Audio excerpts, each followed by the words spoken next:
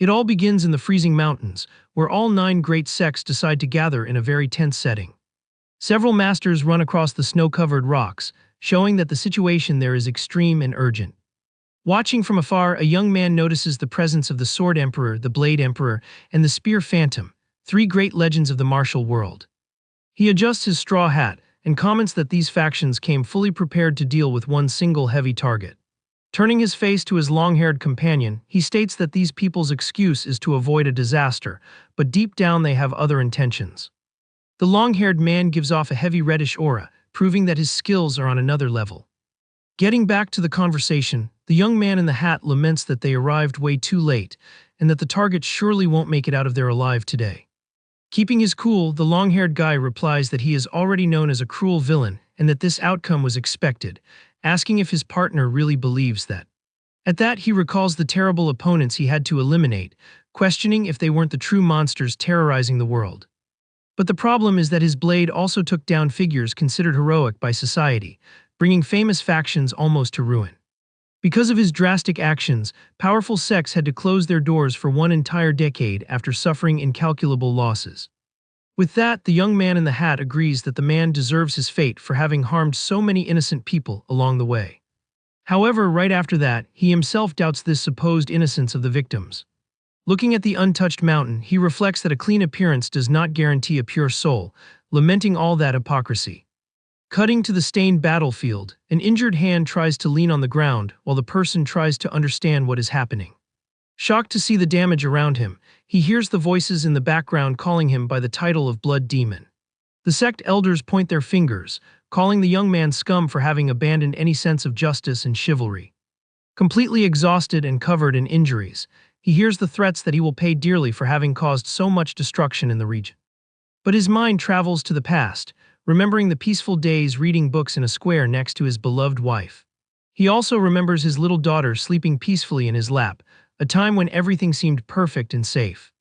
The memory of this ordinary and happy family warms his heart for one brief moment before returning to the harsh reality. The tragedy began when his wife passed away suddenly from an unknown illness, leaving him completely devastated. A short time later, an arson caused by a war between martial artists destroyed his home. It was in this terrible disaster that his innocent little daughter ended up losing her life amidst the flames. From that day on, he started living only to get payback, eliminating countless corrupt warriors without caring about their faction. Sitting in the middle of the destruction he caused, he laments that people see his justice as a purely evil act. Squeezing an amulet tightly, the MC thinks it is a sick joke to be called a heartless monster by those people. The image of his daughter's gentle smile returns to his mind, making him question the morality of those who now judge him.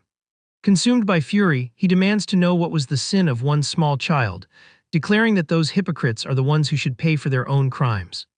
Planting his feet firmly on the ground, the blood demon faces the great leaders who cowardly united to take him down. One old monk steps forward, demanding if the MC has no shame for his actions before the heavens. Without backing down 1 inch, the warrior coldly counters that he only did what needed to be done to clean up that trash. Pointing his damaged blade, he accuses the leaders of being the real scum who deserved the end they met. Completely losing his patience, he shouts with all his might against the injustice of that sham trial. Outraged, he exposes that these old men cover up their own misdeeds and put the blame on his back, pretending to be examples of purity. The blood demon's dark look makes it clear that he will not swallow this farce quietly. One muscular warrior decides that enough talking is enough and proposes one final attack, but is soon warned to be careful with the target's divine technique. Figuring out their real intention, the MC realizes that the group only wants to capture him alive to steal his martial arts manual. Facing the hidden greed of those legends, he feels a deep disgust. It becomes evident that all this talk of honor and justice is pure lies, so they can line their own pockets with more power. Holding the hilt of his sword tightly, he accepts the challenge and decides to put one definitive end to this whole circus. One imposing golden aura explodes around him as he promises to take down every single one of them right there. Releasing all his pent-up energy, the warrior creates one absurd wave of power that pushes the snow away. Without wasting one single second, he charges forward like lightning with a fatal determination in his eyes. In fast and precise movements, his blade begins to slice through the hypocritical elders who cross his path. Using one flaming arc attack, the MC pushes the enemies away with one devastating impact. He remains standing in the middle of the downed opponents, showing that he won't go down without taking a lot of people with him. The battlefield gets even tenser as the edge of his sword drips after the charge. Even covered in severe injuries all over his body, he calls the rest of the group for a direct confrontation. Seeing the damage he caused all by himself, the big guy and the white-haired old man take on a more serious defensive stance. Boiling with anger, the muscular fighter shouts insults and goes all out on the offensive. Combining forces, the big guy attacks with one brutal jump from above, while the older swordsman tries one sneaky strike from below. The supreme techniques of the masters collide violently, mixing intense flames with blue lightning in one colossal explosion. In the midst of that crushing pressure, the blood demon surprises them by cracking an excited smile at the challenge. Using his golden aura, he manages to block the charge and deflect the absurd energy of the duo's attack. The two masters step back totally shocked by the monstrous resistance of the target who is already injured. Taking advantage of the opening created by the clash, the MC pushes them both away with one burst of brute force. The combat deepens into one exchange of quick blows, where the blades meet in one impressive sequence. Because of the extreme clash of power, the MC ends up sliding down the mountain, feeling the weight of the physical exhaustion.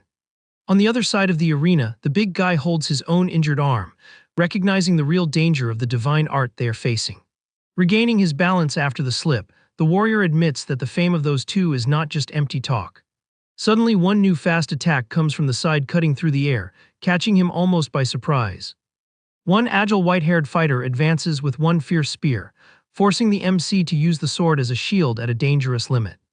Trying to gain some space, the blood demon narrowly dodges one dense energy shot. Landing softly on the snow, the spearman praises the quick dodge but warns that the warm-up is over. With his eyes shining intensely, the new opponent spins his weapon at high speed to engage one fatal blow. One barrage of flaming strikes falls heavily on the MC, throwing him hard against the mountain.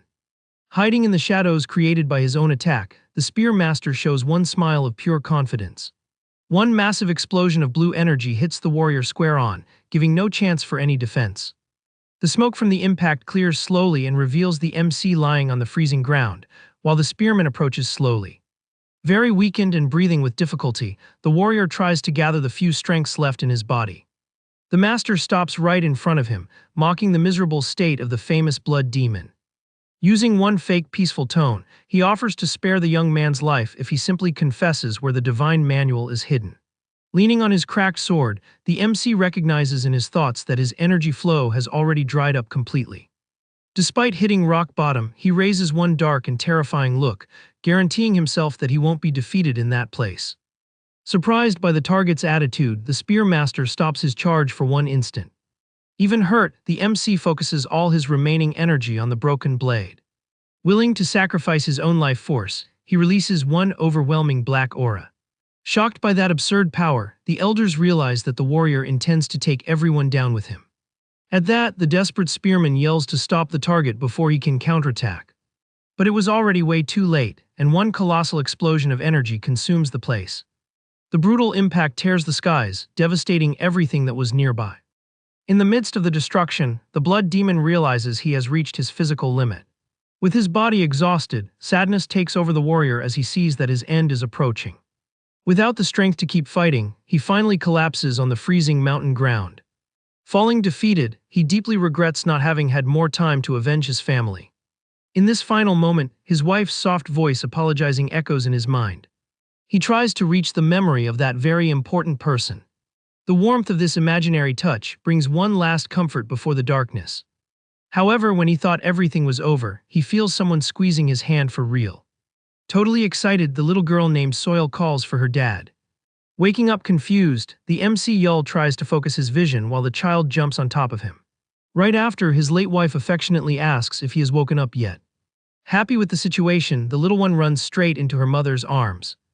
Still not understanding the situation, he notices in shock that he went back in time. Seeing his family alive again brings one absurd wave of relief to the warrior. Outside, the voice of his daughter playing echoes very peacefully. The peaceful scene shows the girl proudly displaying the flower crown her mother made.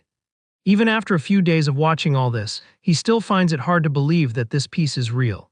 Remembering his defeat in the mountains, he questions if he is not trapped in one complex illusion. However, the young man concludes that those arrogant masters would never use a trick of that kind. Thoughtful, he puts the pieces together and accepts the only plausible explanation for all that. The reality of having actually returned to the past hits the warrior head-on. Watching the girl play, he knows very well that this tranquility's days are numbered. Happy to see the child running towards him, Yul decides what he needs to do. Hugging his daughter tightly, the father promises himself that he won't let the tragedy repeat itself. To guarantee the future of both of them, he realizes he needs to act fast before it's too late. A short time later, his wife hands him one bundle of supplies for the trip he planned. Reassuring her husband, she accepts the sudden departure and only asks him to come back safely. Hiding behind her mother, the little one asks if she can't go along on the adventure. Petting the girl, he promises to bring delicious sweets if she behaves well. Totally convinced by the promise, Soil says goodbye full of joy. Turning his back to the house, he checks on his beloved family one more time. With an iron determination, Yul begins his dangerous journey. Walking along the isolated trail, the warrior reinforces that he will do anything to protect them. But the big problem is that his current body doesn't have the same monstrous strength as before. Without his blood demon energy, he feels very vulnerable right now. Facing the entrance of one dark cave, he knows exactly where to find one solution. Forcing his way through one narrow stone corridor, he advances deep into the dark place. Resting his hand on the dirty ground, the MC remembers how an ordinary man became a legend. Sitting in the cave, he reflects on how he managed to dominate the martial world back then. The secret of his success was the inheritance left by the greatest warrior in history. Fixing his gaze on the ancient skeleton, he admits it was pure luck to have found that location. In his past life, Yul was brutally chased by bad warriors on one rainy night. Badly hurt, the man desperately tried to escape crawling through the mud. Frustrated with his own weakness, he punched the ground for not being able to protect those he loved. The pain of not being able to get back at his daughter's taker consumed his mind completely. He even managed to track down the leader of the sect responsible for that terrible attack on his village. However, being just an ordinary man, he ended up easily defeated by the villain's henchmen. It was exactly during this escape through the woods that he ended up falling into this very cave. Relieved to have gotten the path right in his new life, he approaches the legendary skeleton. Curious, the warrior wonders if the divine item will manifest as it did before. As an answer, one mystical sphere begins to form in the lap of the mortal remains. The intense golden light of the object totally illuminates the dark environment. Charged with power, the martial god's inheritance finally reveals itself to the MC. Observing the phenomenon closely, he finds it bizarre how this ancient power chose him again. The grand aura of the martial god takes over the place, confirming the strength of that technique. Without hesitating one single second, the warrior reaches out for the sphere. Grabbing the golden core, he firmly declares that this will be his chance to start over. Immediately, one flaming energy surrounds the young man, marking the beginning of the transformation. The mystical item is absorbed directly into the fighter's chest. Feeling the brutal impact entering his body, he grits his teeth to endure the pressure. Remembering that he already survived this before, he forces himself to endure the torturous pain. Accepting the extreme suffering, Yul screams loudly to get the strength to protect his family. Far from there, in a rather dark setting, one flock of crows flies over a tragic field. In the middle of defeated people, one nefarious figure warns that the unpleasant situation is not over. Taken by madness, the villain decrees that darkness will dominate everything soon. Resting his hand on his sword, he eagerly anticipates the moment he will bring chaos. In one fast movement, the guy's blade cuts the air with a lot of violence. The cowardly attack hits one target on the ground, ending the scene with a display of pure cruelty. The MC's eye suddenly opens, pulling the air in forcefully. Totally transformed and recovered, Yul lets out one heavy sigh as he tries to compose himself. Sitting on the cave floor, he wonders how much time he spent passed out there, but soon focuses on the strange vision he just had. Those images were too vivid to be a simple dream, something he never experienced in his previous life. Staring at the ancient skeleton, the young man suspects he might have accessed the memories of the martial god himself.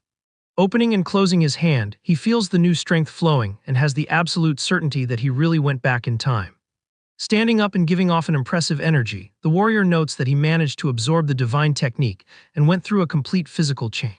In his other life, he had only reached the second stage and was already feared as a monster, but this time he knows he needs to go further to change the future. However, cutting the serious mood a bit, the MC notices that he is completely filthy. Taking off the ragged clothes, he jokes that going through this cleaning process for the second time actually makes things easier. Already dressed and with his backpack on, Yul stops in front of the mortal remains of his benefactor. Bringing his hands together in a gesture of pure respect, he bows to the master who gave him this second chance. With much sincerity, the warrior thanks out loud for the priceless gift. He guarantees that thanks to this power, he will be able to protect his family, promising to return the favor with all his heart if he gets the chance. Satisfied with the result of his secret journey, he turns his back and starts walking out of the cave. Finally stepping out into the daylight, the young man feels the fresh breeze on his face. Looking at the horizon, he decides it's time to test his new capabilities. Flexing his legs, he focuses energy in his feet to gain momentum. In one explosive jump that kicks up dust and cracks the ground, the warrior is launched upwards. Cutting the air at an absurd speed, he travels over the trees as if he were a bird. Flying over the green mountains, he tells himself that he is heading back home. With a focused look full of longing, the family man rushes back to the place where the people he loves most await him. The peaceful forest landscape indicates that he is already approaching his destination. Landing smoothly in the middle of the woods, Yul does the math and realizes he ended up losing 2 whole days passed out in the cave. Worried about the lost time, he picks up the pace, knowing he needs to hurry. Meanwhile, in the quiet Sodom village, life goes on at its normal rhythm. Yul's wife walks smiling through the village, holding little Soil's hand, while the neighbors greet them in a friendly manner. One vendor waves happily at the two, showing how much they are loved around there. Even a well-dressed lady stops in the street to praise the beauty of that mother and daughter duo, calling them the prettiest in the region. Arriving at a candy stall, the lady who owns the place gives an excited hi, but soon finds it weird that Yul is not with them today. Ignoring the adults' conversation, the vendor offers a special candy on a stick just for the little girl. With her eyes shining with happiness, Soil cracks a huge smile and thanks for the delicious gift. The mother also thanks for the kindness, while the daughter already starts chewing the candy with gusto. After the gratitude, the vendor asks where the lady's husband is, hearing that he had to travel to the neighboring village, and then advises them to go home early today. Confused by the sudden warning, the wife asks if something happened, and the lady reveals that it's almost time for those bad people to show up. Cutting to the center of the village, one thug steps on a fallen resident, rudely demanding the so-called protection fee. One of the henchmen grabs another man by the collar, mocking that they just want the monthly cash, while the resident yells that this is pure extortion. Offended by being called a cheap thug, the group's leader frowns, showing irritation. Losing the little patience he had, the brute starts pulling his sword from its sheath to teach the villager a lesson. Seeing the situation get out of hand, the village elder goes into total despair. Without thinking twice, the old man throws himself in front of the villain, promising that they will pay everything they owe. Bending his body as a sign of submission, he begs the big guy to control his anger and not hurt anyone. Satisfied with the humiliation, the thug lets go of the resident and warns with a mocking tone that they will be back next time to take good care of the village. The group of criminals walks away laughing out loud, leaving the villagers totally shaken and afraid of the future. Watching everything from afar, Yul's wife gets apprehensive, hoping her husband doesn't cross paths with those dangerous folks on his way back. Sensing the danger in the air, the mother holds her daughter's hand firmly and warns that it's best they head home immediately. Suddenly, a rustling in the leaves catches the attention of both of them. Looking back full of hope, little Soil asks innocently if it's her dad arriving. The two stop in the middle of the dirt path, staring at the empty trail with expectation. Far from there, the figure of a child walking alone down the dirt road brings a feeling of isolation. Hidden high up in the branches of a tree, Yul watches the movement in the forest very silently. Just below, the thug leader tosses a bag full of coins up, celebrating the weight of the money stolen from the village. Walking down the trail, the henchmen kiss up to the boss, commenting on how easy it is to squeeze cash out of that peaceful place. Without a single drop of morals, they are already planning to drain the village's resources to later sell the men as labor prisoners and trade the women. Interrupting the criminals' peaceful walk, one cold voice appears behind them, commenting that the conversation is quite interesting. Taken by surprise, the three troublemakers stop right away and look back. Facing the young man blocking the path, the leader frowns and demands to know who the heck he thinks he is. With a dark and piercing look, the MC calmly warns that he is offering them one single chance at salvation. Yul demands that they return the money, apologize, and swear never to set foot in the village again, but the thugs just hold back their laughter at the threat. Finding the situation the funniest thing in the world, the brute lets out one loud mocking laugh. Thinking he has the upper hand, the big boss approaches Yul with sarcasm, asking since when that middle of nowhere has a hero.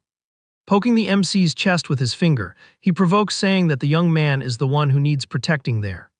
Without giving time for any more jokes, Yul throws one punch at a brutal speed from the bottom up. With the crushing impact, the big guy's face completely caves in before he can even blink. Unable to defend himself, the leader is thrown backward, crashing hard into his own henchman. The villain falls flat on the dirt ground, leaving his partner in shock, stuttering upon seeing the scene. Taken by fury upon seeing his boss on the ground, the other henchman draws his sword, outraged by the audacity. Taking one desperate leap, he raises the weapon and yells that he is going to finish the warrior right there, while Yul just watches. Keeping his expression completely cold, the MC simply clenches his fist firmly. Taking advantage of the enemy's opening in midair, he lands one devastating blow right into the thug's stomach. Looking at the defeated bodies, Yul laments with some irony the pathetic fate of those men. He comments that their downfall is a shame, since he had just offered one golden chance to make it out alive, leaving the leader lying on the ground totally shocked. In his thoughts, the brute realizes in terror that the young man hit their vital points with scary precision and invisible movements. The villain's face overflows with pure dread as he tries to process the absurd strength of that mysterious man. Surrendered and trembling, the boss crawls on the ground asking exactly who that monster is, to which Yul starts answering calmly. With a serene posture in the wind, Yul reveals that he is just the reading and writing teacher of that village. The troublemaker's leader gulps hard, hearing that now only he is left standing. Staring at the brute with a cold look, the MC questions what the guy intends to do facing this situation. Without wasting time, the bag full of stolen coins is placed back on the ground. The village elder and the other residents watch totally confused, while the thug boss gets on his knees without understanding the reason for all that. Trembling with dread, the big guy begs for forgiveness in tears, claiming he is deeply sorry for his actions. Desperate to prove his sincerity, he starts taking off his own clothes to hand over everything he has, leaving the old man awkward and denying the need for that.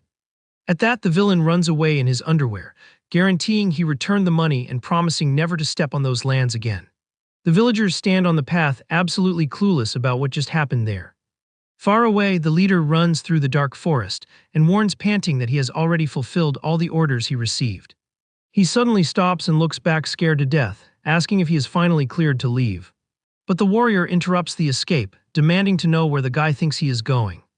Trying to save himself, the thug swears he is going far away to lead a peaceful life and intends to drop this crooked path for good. Analyzing the promise, Yul repeats the peaceful life idea with a very suspicious tone.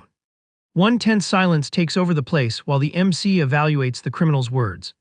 Keeping a heavy expression, Yul questions if the guy truly believes that people can change. The thug panics when the young man reveals he knows they are deserters from a dangerous faction. In his mind, the MC remembers that in his past life this same group destroyed his village and turned all the innocent residents into captured servants. He regrets that, although a righteous alliance defeated these criminals months later, the peace of his home had already been ruined forever. With the decision made, the warrior decrees that this scum needs to pay dearly for the irreparable mistakes they made. Walking slowly towards the target, he coldly states that people of this kind never change their bad nature. Realizing there is no way out, the brute widens his eyes, accepting his own end. The MC's black aura dominates the scene, while the villain notices there was never the slightest intention of letting him escape from there in one piece. Cutting the tense mood, little Soil appears playing quietly with some pebbles in the courtyard at home. The little girl quickly raises her face upon noticing a movement at the gate. Finding Yul back, she cracks a huge smile and yells, calling for her dad. Running at full speed, the girl throws herself into his arms, missing him, while the wife also approaches. The woman asks the reason for the delay and checks, relieved that her husband doesn't seem to have any injuries on his body. Hugging his daughter affectionately, the MC apologizes for the worry and makes up that he had to attend to more students than expected. Warning in a cute way that she will hit him if he's late again, Soil makes her mother relax that he didn't cross paths with those bad folks on the way. Observing her husband closely, the lady notices that his appearance is quite different since he left home. She touches Yul's face, amazed, asking how his skin got so good all of a sudden. Inspecting the warrior up close with the help of the daughter, the wife comments that he looks taller and with broader shoulders. Having his cheeks squeezed by the woman, the young man thinks he managed to hide his power, but it was impossible to disguise the physical change. Not knowing how to explain all this transformation, the family man gets visibly awkward with the situation. Using a falsely sweet tone, the wife gives off a scary pressure demanding to know what he has been up to out there. Starting to sweat cold facing the interrogation, he tries to formulate some convincing excuse to calm things down. Luckily for him, a very loud growl from his own stomach interrupts the conversation at the exact right time. The woman blinks a few times, totally taken by surprise by the unexpected noise. Realizing her husband's hunger, she can't hold her serious posture and ends up laughing. Laughing at the awkward situation, the wife asks if he ate anything during the trip. Walking inside the house, she decides not to press for answers now and calls him to have his favorite soup. Totally saved by the bell, Yul follows the family commenting that the meal looks delicious. However, he freezes in the middle of the backyard upon noticing something dangerous in the air. Gently holding his wife's wrist, the MC uses his secret energy to investigate her health status. Focused on the lady's internal flow, he identifies very worrying signs during the quick touch. An immense anger takes over the young man when he realizes the symptoms point to something much more serious than a simple illness. That same night, the wife and little Soil sleep deeply in a quiet room. Standing next to the bed, Yul watches the woman with a heavy sadness, remembering difficult times. He painfully recalls that in his previous life, she also showed this exact physical suffering while resting. Emitting a golden light from his hands, the warrior begins a focused treatment to track the path of the toxin in her body. The woman lets out a low groan of discomfort as he confirms his suspicions that it's a cowardly poisoning. The MC discovers that most of this toxic energy is accumulated in the center of the body, looking like a recent attack. Determined to cure his beloved, he intensifies his ancient aura to expel that evil substance once and for all. Moving his hands with extreme caution, he focuses on not causing any damage to the patient's vital channels during the process. The lady's face completely relaxes as soon as the heavy energy is totally removed from her system. Concentrating the toxic smoke in the palm of his hand, Yul analyzes the greenish substance with much attention. The hatred grows again when he discovers it's a lethal compound made to cause a terrible and prolonged agony in the victim before acting. At that, a dark thought crosses his mind about the possibility of having failed to notice this in his original life.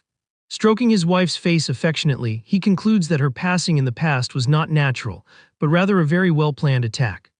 The warrior remembers that his wife is the daughter of a powerful clan, and that it would take a very experienced master to manage to poison her without her noticing.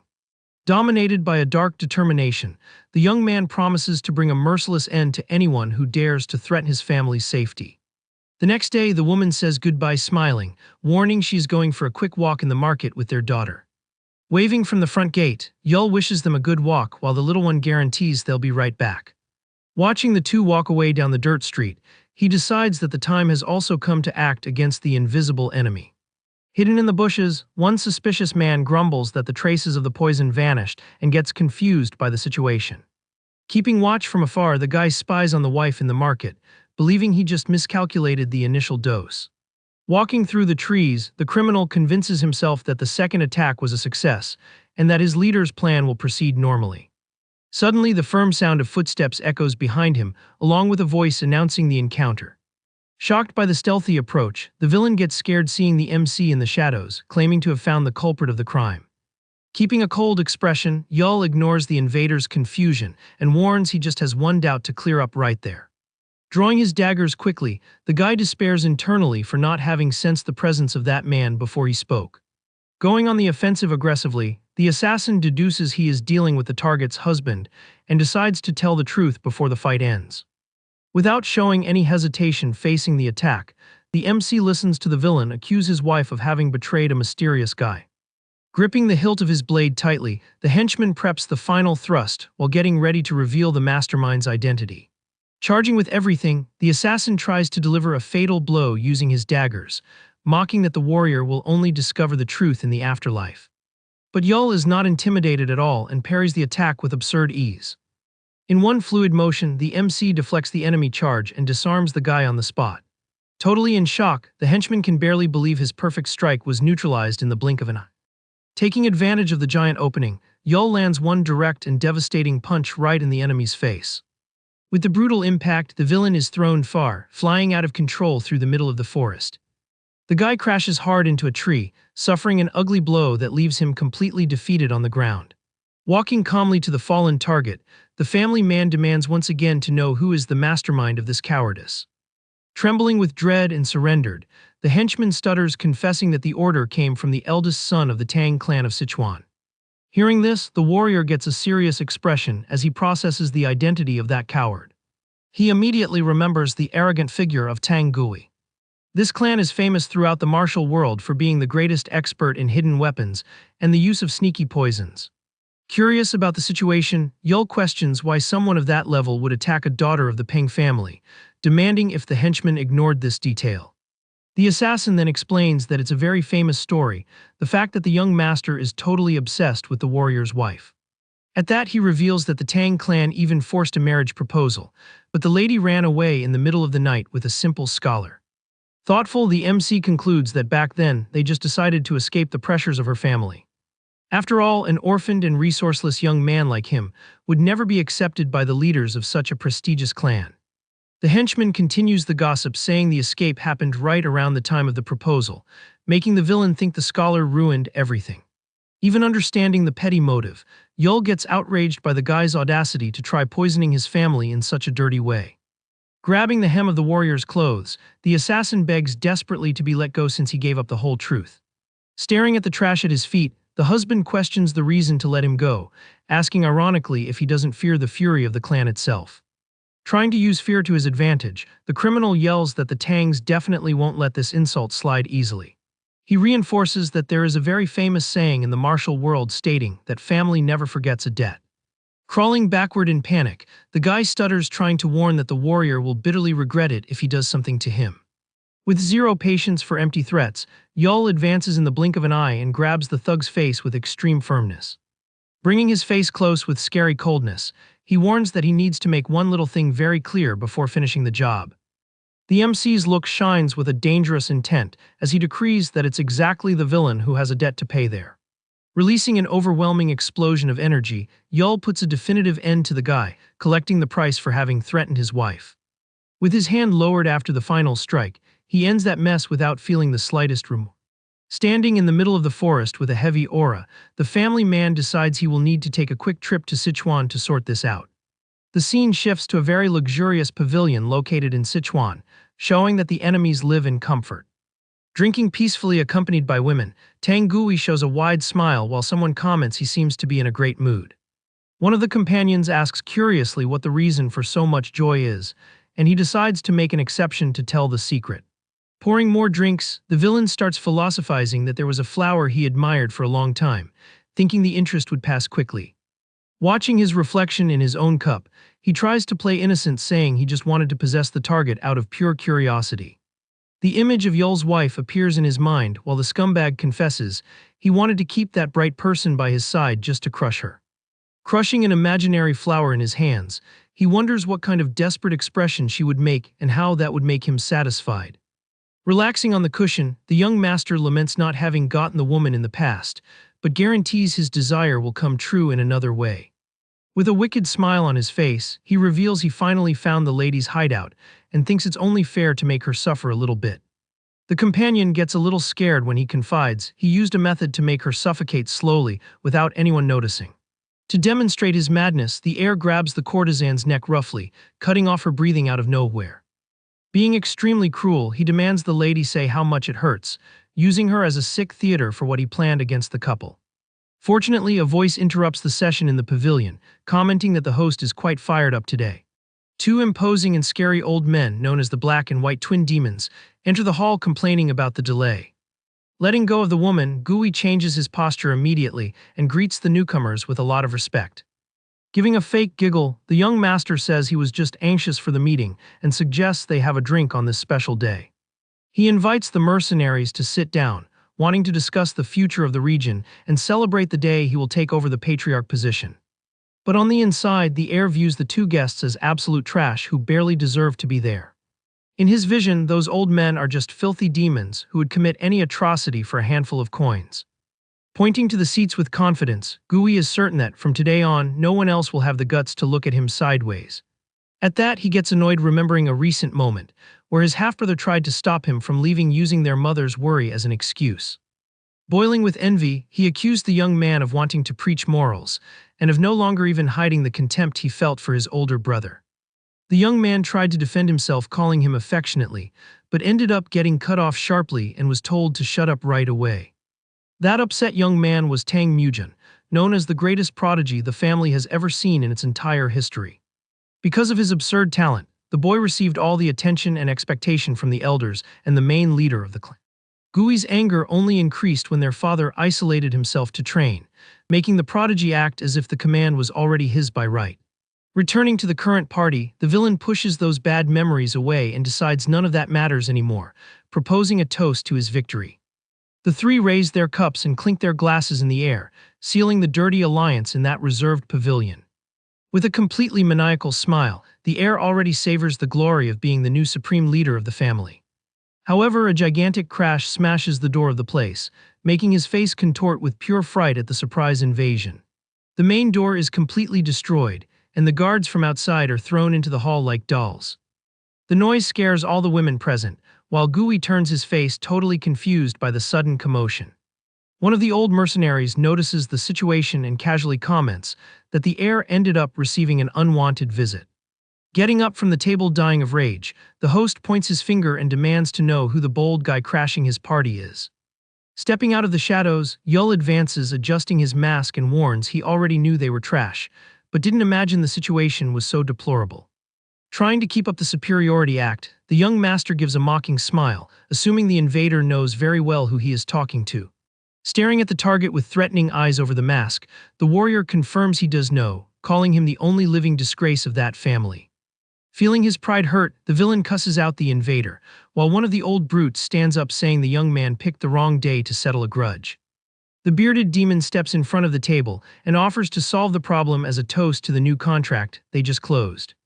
Walking towards the MC, the mercenary duo states with total arrogance that they might even spare the young man's life if he begs right there. Without showing any fear reaction, Yul just turns his face slightly and declines the offer very dryly. Finding that audacity very funny, the brute lets out a monstrous laugh, concluding that the invader really wants to meet the afterlife. Swinging his arm forcefully, the mercenary starts swinging a heavy iron ball attached to a chain at an absurd speed. The two old men go on the offensive at the same time, shouting that they will crush every bone of that ignorant bold guy. The iron weapon flies tearing through the air straight at the warrior, showing the destructive power those assassins carry. The heavy iron ball flies tearing through the air straight at the warrior mercilessly. The colossal attack hits the ground with absurd force, kicking up a dense cloud of dust. With the brutal shock, the wood gives way and the surrounding area is completely destroyed. Reeling in the chain, one of the bald brutes gives a mocking smile, praising the young man's dodge. Right next to him, the other bearded brother agrees that the defensive move was quite interesting. Without wasting time, the MC jumps with extreme agility to avoid a new advance from the duo. In that moment, the bearded mercenary widens his eyes, noticing the scary speed of the target. Taking advantage of the opening in the air, Yul descends from above and lands a precise blow on the guy, warning that the first one is already done. The force of the charge crushes the old man directly against the pavilion floor, giving no chance for defense. Totally knocked out, the assassin just lets out a low groan before blacking out completely. Desperate seeing the scene, the other brother screams at the top of his lungs while the warrior lands smoothly on the wood. With piercing coldness, the young man turns his face and comments that even monsters feel the loss of their relatives. Taken by an uncontrollable fury, the old man grits his teeth, feeling hate dominate his mind. Out of his mind, the big guy swings the chains wildly and cusses out the invader with all his might.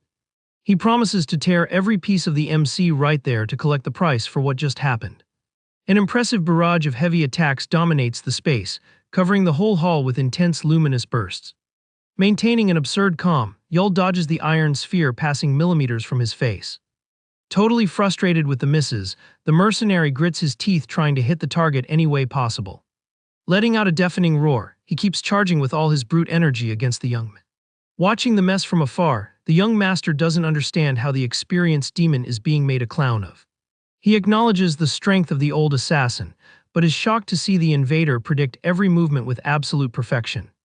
Sensing the real danger of that situation, the coward decides the best option is to flee from there as fast as possible. However, the escape is forgotten when the MC simply catches the heavy iron weapon in midair with a single hand. The big guy pulls the chain with all his body strength, but the weapon doesn't move a single centimeter. In total panic, the mercenary realizes his energy locked up, and he completely lost control of the fight. Unaccepting the imminent defeat, the old man asks himself indignantly how he ended up bested by some random kid. Pulling the chain firmly, Yul decrees that guy's biggest mistake was treating other people's lives like trash. With an unshakable posture, the warrior prepares to end that pathetic fight once and for all. Using the enemy's own weapon against him, the heavy sphere is hurled back at a brutal speed. Unable to react in time, the mercenary is caught dead-on by the devastating impact of the counterattack. The big guy's face contorts in pure terror as he realizes his end has arrived in the blink of an eye. With that, the body of the last demon collapses heavily on the destroyed floor, ending the duo's threat forever. Immediate problem solved, the MC turns his dark gaze directly to the real target of that night. Using a quite ironic tone, he apologizes for the delay and focuses all his attention on the host. The young master starts sweating cold, totally lost on how his legendary bodyguards were swept away so quickly.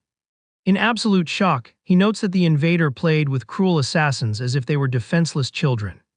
It finally sinks in, and the heir gulps hard, understanding he is facing an incalculable monster.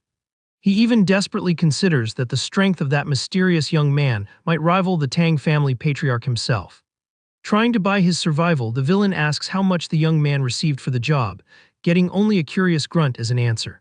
The coward offers double the amount to hire him as an ally, but the warrior finds this proposal the most ridiculous thing in the world. Losing it over the refusal, the young master holds up 3 fingers, promising to pay any fortune for his own life. Taking a threatening step, Yul warns dryly that he was the one who ordered that score settlement. At that, the MC's mind travels to the bitter past, reliving the helpless pain of seeing his beloved withering away from the poison. Staring at the trash in front of him, the warrior darkly reveals that the mastermind of this attack is his future self. Thinking the invader has gone completely crazy, the villain processes the info about the poisoned wife and finally puts the pieces of the story together.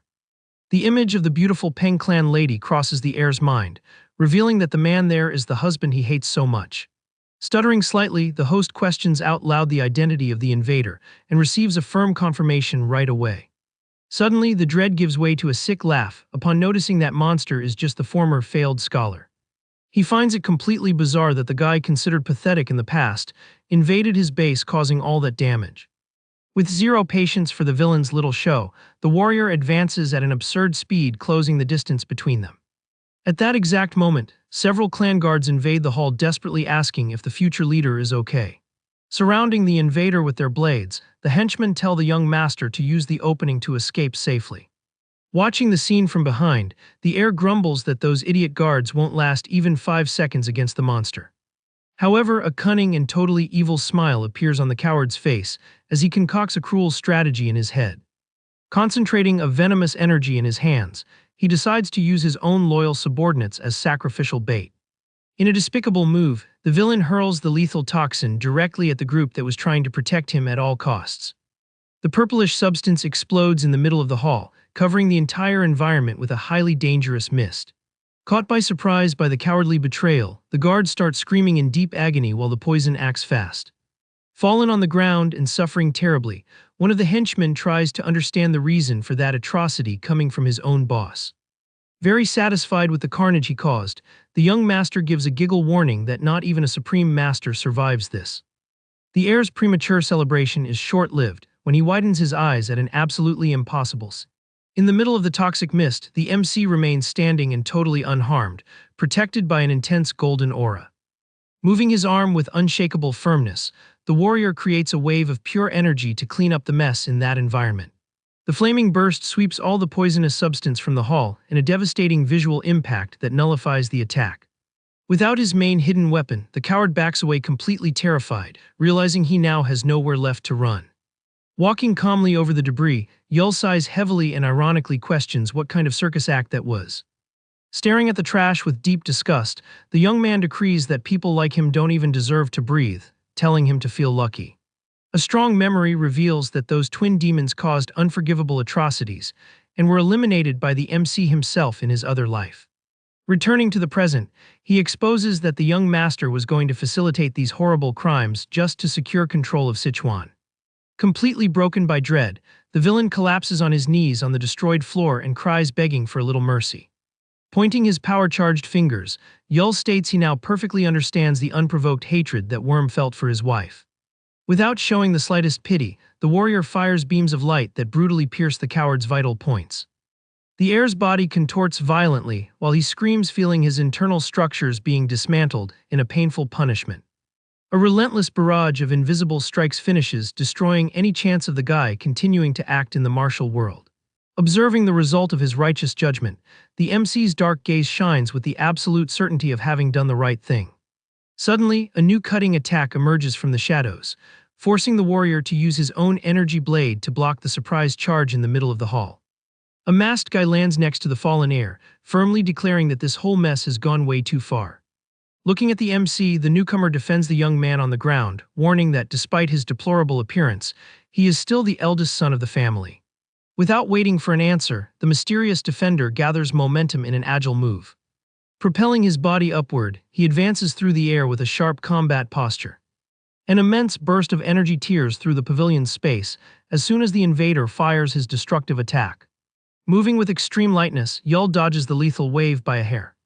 The family man's eyes narrow, coldly analyzing every detail of the opponent's technique. Using only a small dagger, he parries the masked man's frontal strike with surgical precision. The clash quickly escalates into a fierce exchange of blows, where the blades meet repeatedly at a scary speed. With the brutal clash of the weapons, an explosion of power pushes the two combatants apart.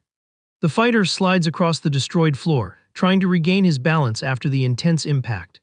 Maintaining absolute tranquility, Yul remains standing amidst the debris. At that moment, the warrior recognizes the fighting style of the famous Tang Mujin, known as the greatest prodigy the clan has ever had. In his thoughts, the MC admits that even he, who always hated perfect little heroes, had to acknowledge this young man's strength in the past. The memory of the days as the feared blood demon invades the warrior's mind, bringing back the memory of when this young man's kindness earned him a rare day of peace. Finding the current situation a grand irony of fate, Yul reflects on how peculiar it is to meet that virtuous young man again in such a chaotic setting. Without lowering his guard, the MC solidifies his stance and prepares for the adversary's next move. A rain of hidden weapons flies at high speed, forcing the warrior to quickly dodge each dangerous projectile. Totally out of breath, Mujin is astounded to see his target manage to escape all the attacks at the very last second. The prodigy goes into shock, starting to seriously suspect that the invader is just holding back his true strength. Excited by the challenge, the masked man advances again with determination. The family man responds to the charge, manipulating his energies to create bursts of greenish wind. Taking advantage of the opening, Yul jumps high, surrounded by his own power. With great agility, Mujin escapes the luminous beams that hit the pavilion floor. Descending from the air in an overwhelming attack, the MC pressures the adversary with everything. The young prodigy manages to cross his arms in time to parry the heavy blow. Trying to turn the tables, he engages a quick counterattack straight at the opponent's chest. However, Yul spins his body in the air, dodging the enemy blade with great ease. Finishing the sequence, the warrior lands a powerful spinning kick that throws the adversary far away. Flashing a satisfied smile, the MC comments that the young man's level is exactly what he expected. Sliding across the floor, Mujin gets frustrated, realizing he can't even scratch that monster. Giving no rest, Yul goes on the offensive again, enveloped in his powerful ancient aura. The warrior's stealthy movement blurs the opponent's vision in the blink of an eye. With a brutal charge, he hits the target dead on, drawing a scream from the young prodigy. The crushing impact violently launches the masked man backward. The young man's weapons are completely deflected, while his defense is broken. Appearing behind the adversary's back like a ghost, Yul immobilizes him quickly. Feeling the cold blade touch his neck, the prodigy realizes his body froze and accepts the fight is over right there. Satisfied with the peaceful surrender, the warrior moves the weapon away slowly. Confused by the merciful attitude, the young man immediately asks the reason for not having been finished off. Walking through the destroyed hall, the MC coldly clarifies that his debt is not with him. Still feeling the weight of the combat, the masked man asks apprehensively if the invader really intends to go further in his revenge. Stopping in his tracks, Yul points out that the older brother is practically crippled already, and that the family itself will investigate the truth. He concludes there are no more reasons to keep punishing that guy, leaving Mujin paralyzed with the ruthless logic. However, the warrior's look darkens again upon admitting there is only one single detail bothering him in all this. Extending his hand charged with dense energy, he decrees he cannot leave any loophole for the coward to recover his martial arts in the future. Sensing the intention, the prodigy despairs and begs him to stop. But the warning arrives too late, and the MC fires an overwhelming burst directly at the fallen target. The wooden floor of the pavilion shatters completely with the violence of the sudden attack. The energy hits the air's center of power, shattering his martial foundation for good. The young master lets out an agonizing yell as he feels his core being mercilessly dismantled. Holding the guy by the shoulders, Yul is ironic, asking forgiveness from the brother while sealing the victim's pressure points. The coward finally passes out, foaming at the mouth because of the extreme shock. Kneeling on the ground and totally surrendered, Mugen questions with a trembling voice if it was really necessary to take such an extreme action. Without a single drop of remorse, the family man confirms the decision and warns he just has one last question to ask. He exposes the hypocrisy of the situation, accusing the prodigy of merely pretending to try and stop his older brother's atrocities. Yul concludes the young man never had the real intention of clashing with his own blood, always acting as a mere silent spectator. The warrior sentences that seeing his relative rotting in that useless body is the exact price the young man will pay for being an accomplice. Totally disarmed by the hard truth, the Tang family young man is left speechless facing the ruthless judgment. Yul turns his back to the destruction and walks away, leaving the prodigy confused about what kind of force just crossed his path. The dust settles in the luxurious pavilion, marking the night the powerful clan dealt with a terrifying enemy. Traveling quickly through the starlit mountains, the warrior resumes his course back home. He recalls the silent oath he made to himself to live this new chance exclusively to protect his beloved family.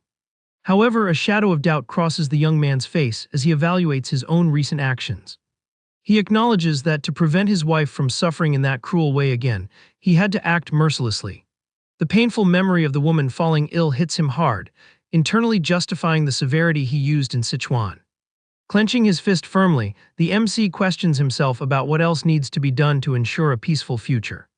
Determined to protect his home without making mistakes, he finally arrives safely in his backyard. Opening the bedroom door delicately, his wife wakes up in the dark and notices her husband's sudden presence. Sitting next to her, Yul apologizes for waking her in the middle of the night and asks if they can talk for a moment. With a soft smile, the lady accepts the invitation and pets little Soil before getting up. The two walk together through the moonlit garden, looking for an isolated place for the conversation. Hugging her own body due to the cold, the woman confesses that this late-night attitude is making her quite nervous. Her apprehensive look meets the warrior's, showing genuine concern about what he has to say in that very intimate moment. Breaking the silence of the late night, Yul holds his wife's shoulders and suggests they go back to the Hebei region. The night continues peacefully while the cold breeze sways the tree leaves under the moonlight. Maintaining his seriousness, the warrior admits that bringing this up suddenly in the middle of the night can be quite scary. Totally caught by surprise by the sudden suggestion, the woman pushes his hands away in a gesture of pure shock. Still trying to process the idea, she hesitantly questions if they really should go back to that place. Confusion takes over her mind as she repeats the name of the region, unable to believe what she just heard. Holding her husband's arms, she states they cannot do this, highly doubting her own father would forgive her for abandoning the family.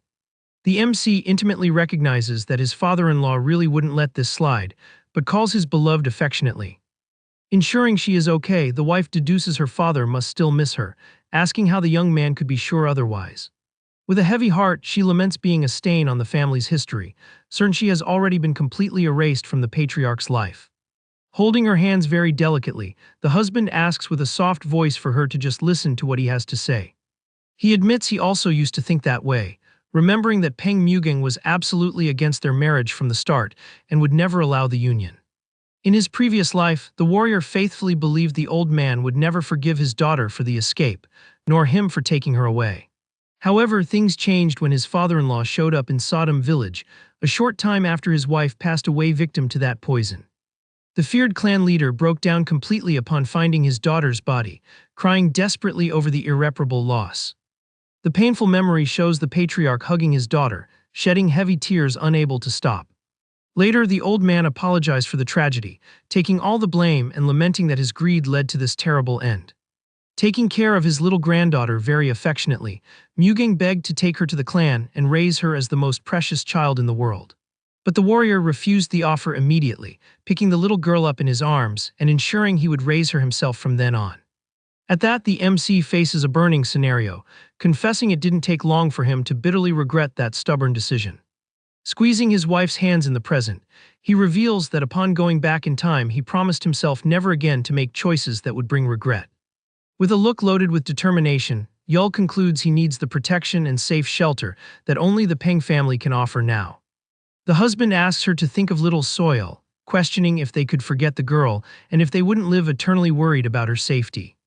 Lowering her gaze with much sadness, the lady murmurs a hesitation, still feeling the weight of the consequences of that escape. Taking a step towards her, the young man agrees that the father-in-law must certainly be furious, but guarantees anger is not his only feeling. Bringing his beloved's hands close to his chest, the family man states with absolute certainty that all fathers in the world feel the same kind of love.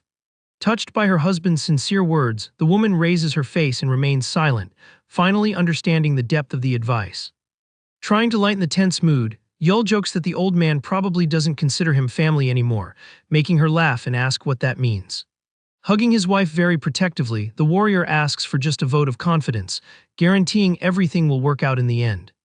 Under the tranquility of the moonlight illuminating the sleeping village, the final decision is made for the family to begin their journey back. The following morning dawns serene, bringing the cheerful singing of birds over the rustic roofs of the village. With puffed-out cheeks, little Soil blows the fresh ink on a brush with the greatest concentration in the world. Right next to her, a hand adjusts the stone inkwell very carefully not to make any unwanted noise. Working as a team, the mother guides her daughter's little hand to draw mischievously on the face of the one sleeping. Waking up slowly from that deep sleep, the warrior opens one of his eyes, noticing the suspicious movement. He asks what the two are up to, but the wife hides the brush quickly, lying with a smile that it's nothing. Pushing her husband by the back, the woman tells him to get out of bed right away so he doesn't miss the special breakfast. With his face all scribbled in ink, the MC sits on the floor admitting that the relief of going back to Hebei made him sleep very well. The abundant table is full of varied dishes, and the wife explains proudly that she prepared a feast with everything left in the pantry.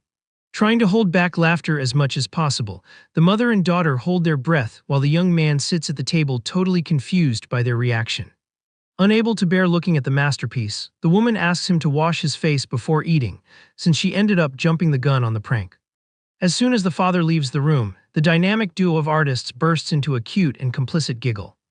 Washing his face in the yard, Yul finally sees the dark water and gets the joke, making the daughter apologize for being too excited. The sunny and peaceful weather covers the entire village, marking the start of a day that promises to be of many goodbyes. Gathered in the center of the village, the residents chat shocked about the sudden news of the beloved teacher's departure. Thanking for everything, the MC apologizes for the rush, while an old lady laments the departure and asks why they don't stay a while longer. The village leader scratches his head agreeing, commenting that the region got much safer after the thugs mysteriously vanished.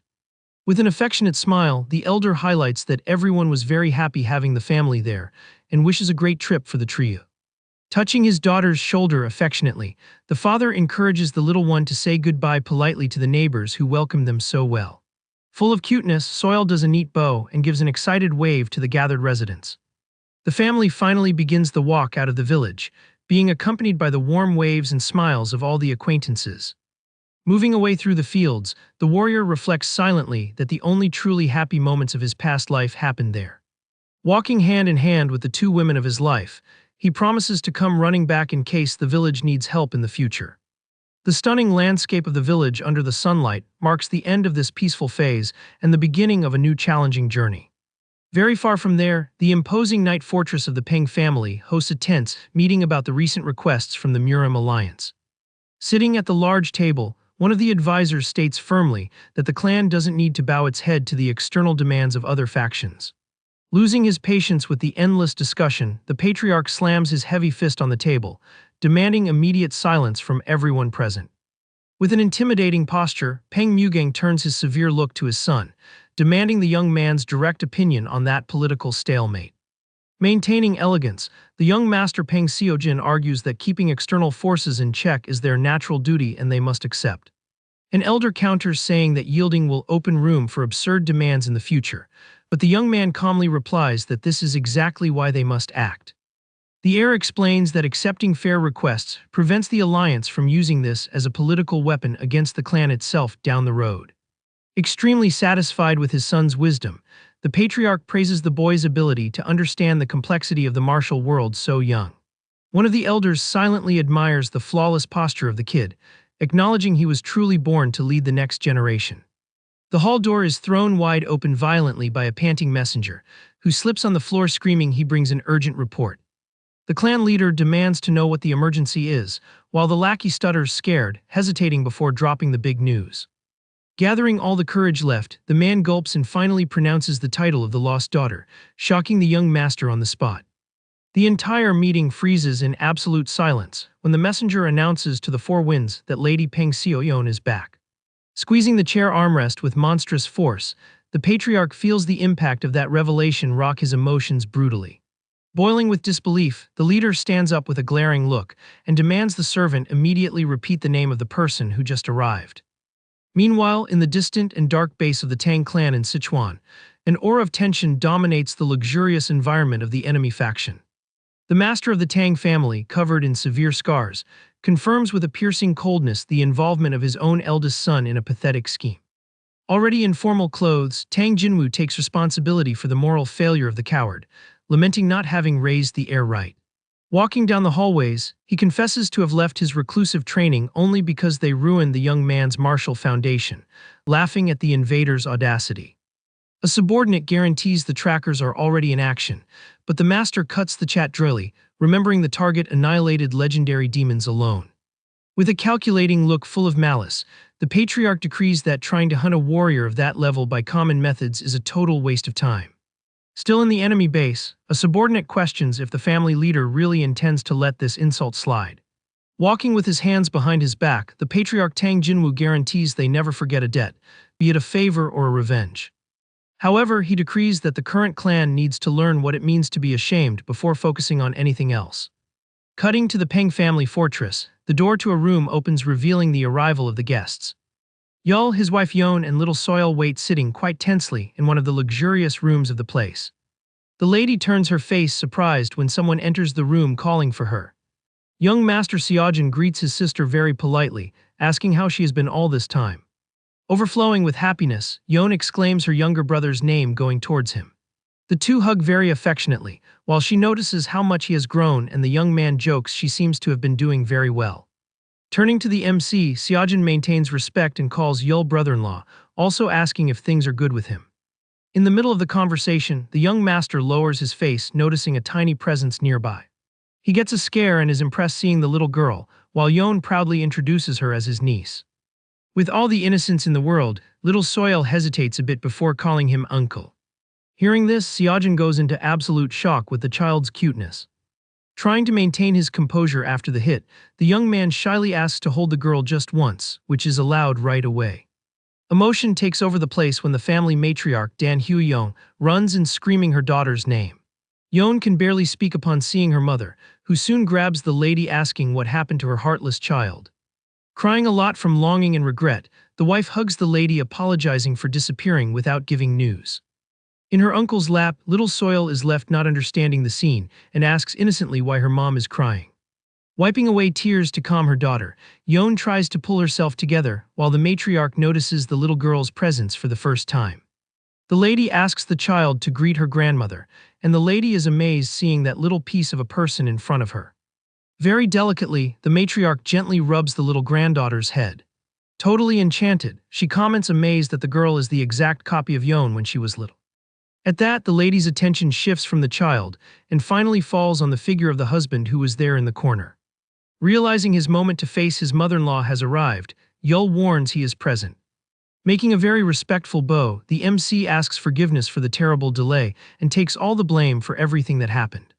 Worried about the situation, his wife tries to intervene, calling for him to relieve the weight of that responsibility.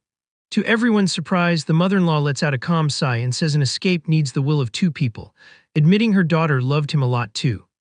Acting very understandably, the lady tells him to rest from the long trip, receiving a sincere thank you from the warrior. However, the peaceful mood is completely destroyed by a booming voice warning that this friendly reception is out of the question. Imposing respect, the great leader of the Peng family, Mugang, enters the hall boiling with rage.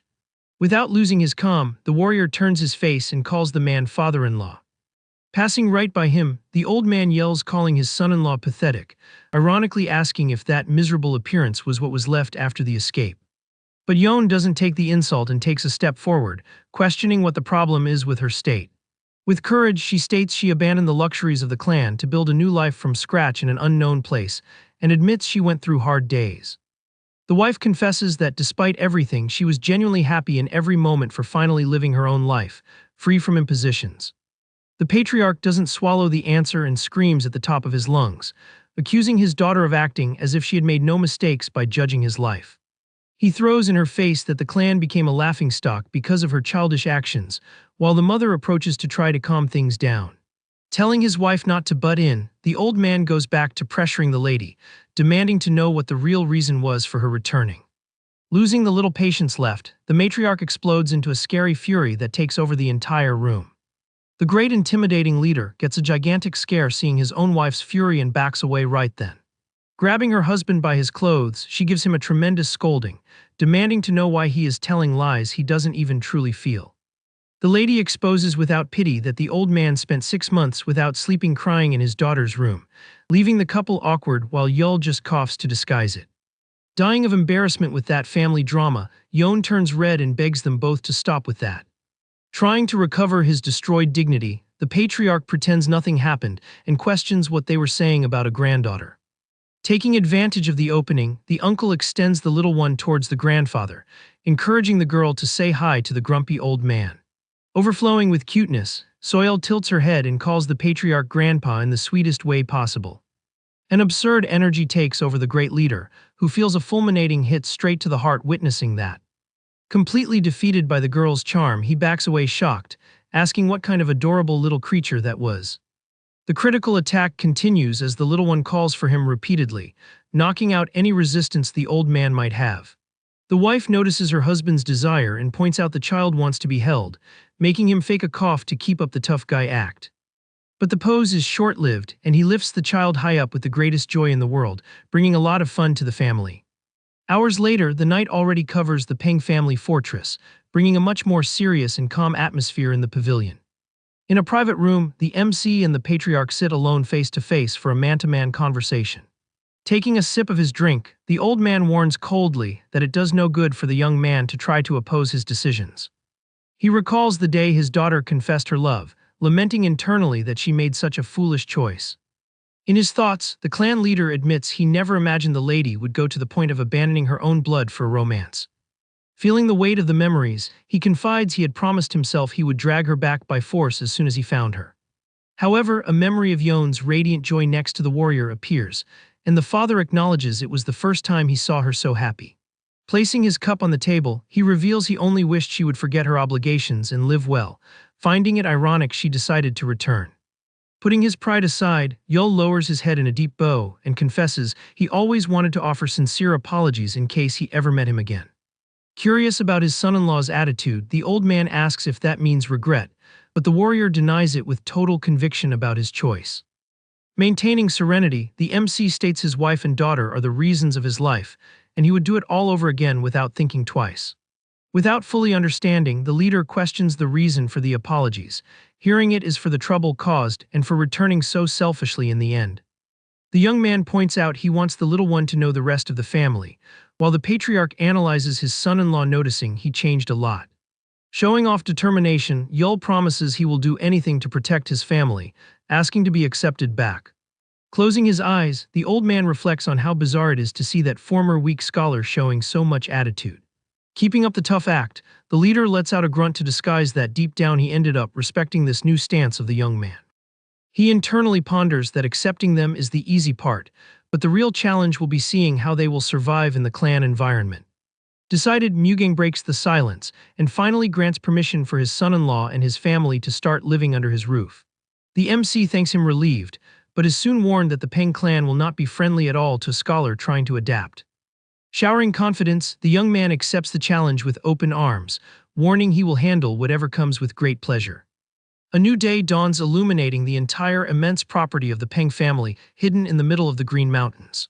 Far from the main buildings, the entrance to a rocky cave indicates that the areas of arduous training are starting to be explored. Cutting to a silent clearing, several stumps of freshly cut trees show that the heavy lifting for the former scholar has already started at full steam.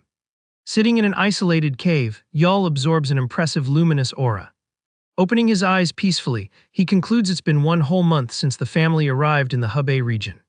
Putting on his clothes, the warrior notes excitedly that his progress in martial arts is far surpassing his previous life. But the young man ponders it is still too early to reveal his true strength to the rest of the family. Observing the clan's grand fortress from the top of the mountain, he reinforces his promise to get even stronger to protect the people he loves. Cutting to the main courtyard, several members of the Peng family practice their moves with much discipline. Watching the training, one of the warriors grumbles annoyed about how that irritating scholar walks around there with a goofy face. At that, a group gathers in a corner, plotting quietly away to mess with the rookie. Interrupting the gossip, Captain No Ilbong appears asking if the subject is once again Miss Yone's husband. The subordinates confirm heatedly, demanding an action to show that a failed outsider has no place in there. Joining in on the joke, the captain agrees it's time to teach the guy a lesson their way. Later, Yul walks calmly through the clan's premises enjoying the mild weather. Approaching the MC cynically, the captain suggests he join the morning run with the warriors to get away from the studies a bit. The henchmen hope internally that the young man accepts the invitation, planning to make him pass out from exhaustion at an absurd pace. Unsuspecting of the trap, Yul accepts the proposal in a friendly manner and confirms the meeting for the following morning. The family man says goodbye politely, turning his back to continue his path through the yard. Staying behind, the captain makes a malicious expression, mocking that the so-called run is actually an unbearable hellish training.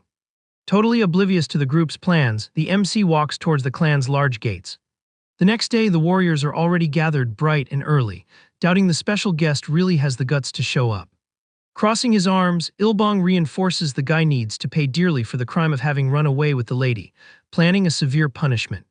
Right after, he questions what they will do if the target gives up, but one of the subordinates warns the outsider has just arrived. Maintaining his usual serene posture, Yul walks up to the group gathered in the dirt yard. He asks gently if he ended up being late, receiving the dry confirmation he arrived at the exact time.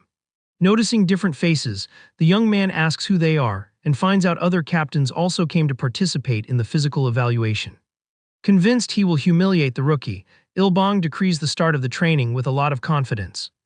The huge group quickly organizes into rows, while the leader gives the starting order waiting to see the scholar's failure. The warriors begin to run in perfect sync, crossing the yard at a constant initial pace. Already shirtless, the men demonstrate a prepared physique as they pick up the training's pace. Leading the platoon, the captain turns his face sideways to check the state of his main target. To his surprise, Yul keeps up with the pace without the slightest difficulty, making him admit the young man has some stamina. Even so, the leader cracks a wicked smile, believing the flat course is easy and the real hell is about to begin. Their destination is an extremely steep mountain, designed to drain the energy of any normal person. Climbing the heavy trail, the strong warriors start panting and sweating cold due to extreme exhaustion. The mind-blowing pace destroys the troops' stamina, making some beg the line leader to slow down. Surprising everyone, Yul passes the exhausted members with an absurd lightness, leaving them shocked. The MC climbs the mountain as if he were taking a walk in the park, making the warriors question if he is really just a scholar. Sweating buckets, the captain widens his eyes upon realizing the outsider already caught up to him in the lead. Unaccepting, he tries to understand how a weak man possesses such endless breath while running side by side with him. After completing the insane lap, the group arrives back at the main yard, but the leader stops abruptly in the middle of the path. Boiling with frustration for not taking the young man down, Ilbong ignores the state of his troop and demands one more complete lap. The warriors go into total panic with the suicidal order, while the captain curses the rookie's impossible endurance. The training restarts in a march of absolute agony, taking down one by one the fighters who can no longer stay on their feet. Reaching his biological limit, the leader himself throws up uncontrollably on the ground, completely losing his posture. The yard turns into a scene of defeat with the entire battalion passed out and crawling, begging for this torture to end soon. Intact and just starting to sweat, Yul laments it ended so quickly, warning happily he expects them again the following morning. The men on the ground stare at the young man walking away whistling, totally terrified and wondering what kind of monster he is. Keeping his promise, the outsider actually showed up in the yard the next day with the same scary energy. In the days that followed, the scene of Yul running excitedly while the troop collapsed behind him became routine in the clan. The big problem is that he started demanding that same hellish pace, forcing the captain to beg him to stop going to the practices. But the MC refused the truce with a cynical smile, making rumors about his endurance run wild across the property. During a family lunch, Yon notices her husband's physical change, remembering he used to lose his breath over any little thing. While Little Soil devours sweets happy as can be, the young man plays it off saying he has been practicing running in secret lately. Giving a little laugh, the warrior internally reflects that adapting to the new home is being much easier than he imagined. Even knowing some still treat him badly behind his back, he doesn't care at all about these irrelevant bickerings. In his mind, the dark image of his past life arises, where despair and violence shaped his days in a cruel and lonely way. Returning to the warmth of his home, he concludes the current situation is a true paradise compared to the horrors he has faced. The late afternoon paints the busy city of the Hubei region in orange hues, marking the end of the business day for commerce. On a busy street, local leaders bow to young Master Xiaojun, deeply thanking him for the flawless security the family provides. Maintaining his humble and elegant posture, the prodigy guarantees he is just fulfilling his natural duty to protect the people there. The merchants wish for a safe return, and the young man says a friendly goodbye before beginning his journey back to the clan. Walking down a dirt trail during the night, Xiaojun talks with his right-hand man, declining the offer to spend the night in the city. The young man explains he has obligations early the next day, besides confessing he is anxious to see his adorable niece. However, the young heir stops his steps suddenly, feeling a hidden threatening presence around them. The subtle sound of a footstep pressing on a branch breaks the tense silence of the dark woods. In a coordinated and lethal attack, several masked assassins drop from the trees, completely surrounding the Peng clan's group.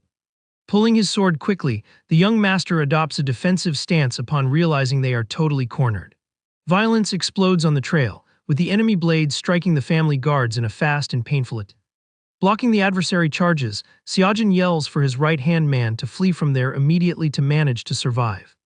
Obeying his leader's order, the older warrior sprints away swiftly through the forest looking for help. During the uneven clash, the young prodigy ends up suffering a worrying wound on his shoulder, cursing the unfavorable situation. Away from the main fight, the guard runs desperately up the long staircase that leads to the fortress. Right behind him, the ruthless masked men start an agile pursuit, proving they don't intend to let anyone escape alive. Fighting the pain, Xiaojun notices the enemy's movement and despairs over the imminent danger to his ally. The assassins take a leap tearing through the air, readying their weapons to put a definitive end to the subordinate trying to escape. To the invaders' bad luck, Yul suddenly appears blocking the bridge, warning coldly that they picked the wrong day to cause trouble. The situation gets critical for Xiaojun, who, severely wounded in the shoulder, begins to desperately calculate an escape route. Looking at the dark gorge right below the bridge, the young master realizes the conventional path is totally closed by the ambush. Squeezing the sword hilt tightly, he wonders if taking such an extreme action is really his only way out in this difficult moment. Without time to hesitate, the prodigy throws himself into the abyss, preferring free fall over being captured by those dangerous people. One of the masked assassins approaches the edge in a quick jump, totally caught by surprise by the target's boldness. Frustrated with the unforeseen escape, the villain stares into the darkness of the cliff, unable to see the exact whereabouts of the young leader. While plummeting at high speed cutting the air, Xiaojun feels the impact of the fall and lets out a scream of intense pain. Despite the desperate situation, he accepts his fate with a resigned grunt, feeling that at least he didn't give himself up easily to the enemies. A short time later, the news of the attack reaches the clan when a merchant reports finding the road blocked and a piece of blood-stained fabric. During an emergency meeting at the base, an elder angrily reports that the escort was defeated and the heir vanished without a trace, demanding answers. The council boils in discussions about punishing the culprits, but soon focus on the hope that the young master is still alive somewhere in the forest. Cutting the useless chatter, one of the advisors warns that it's not the right time to be debating theories and accusations in the hall. Taking control firmly, the great patriarch Mugang demands everyone end the talk and dedicate every resource of the clan to locate the young man. Far from that mess, Yon affectionately asks her husband to rest a little, but Yul insists she is the one who needs to relax. Hugging the warrior with a lot of distress, the lady confesses her fear that something terrible happened to her brother and wonders how they will handle it.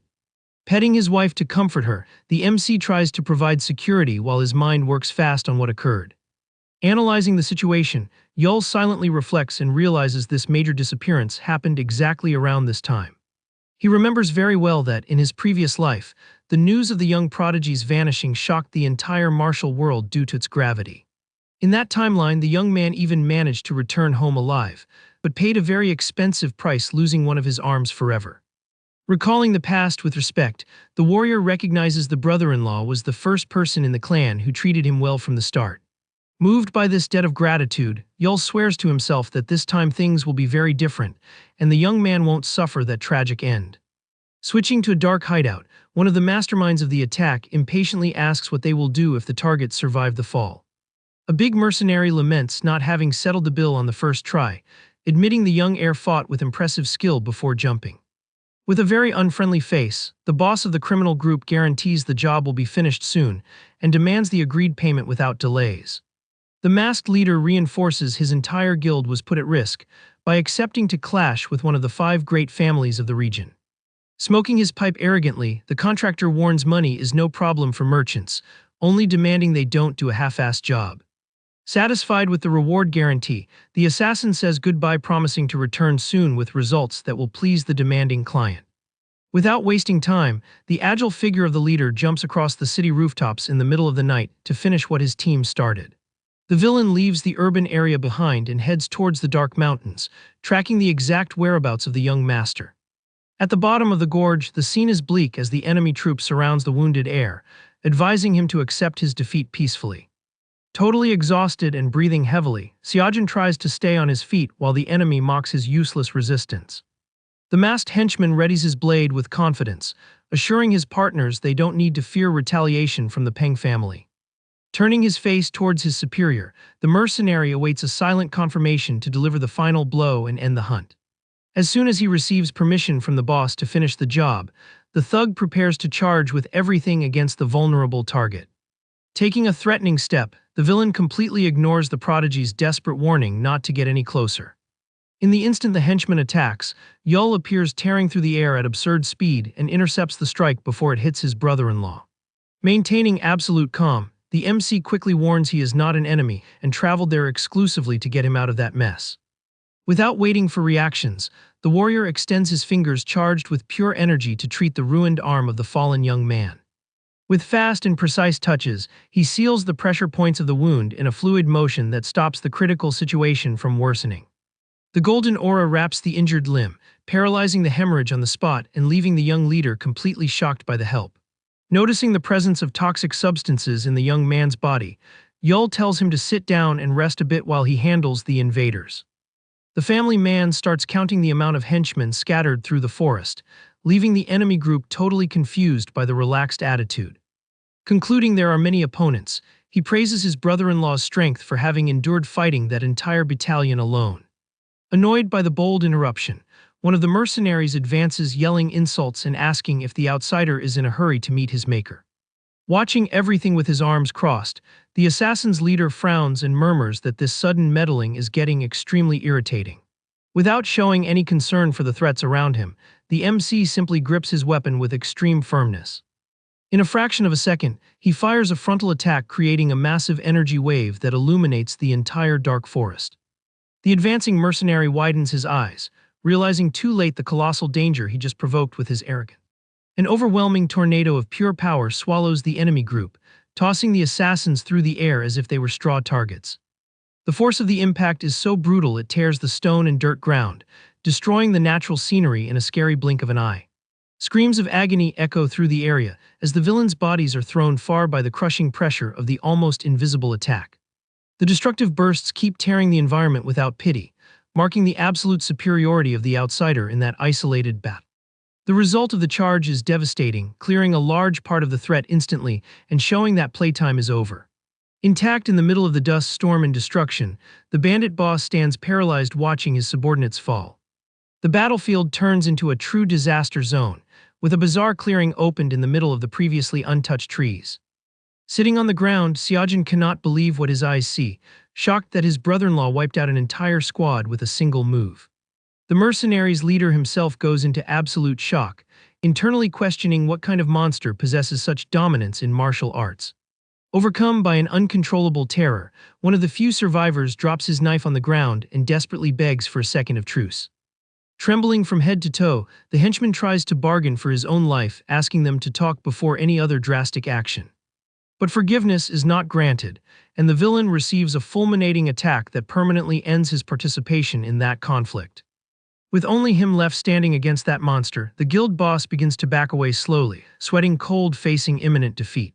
Terror dominates the villain's mind, barely able to process the complete annihilation of his elite squad in a matter of seconds.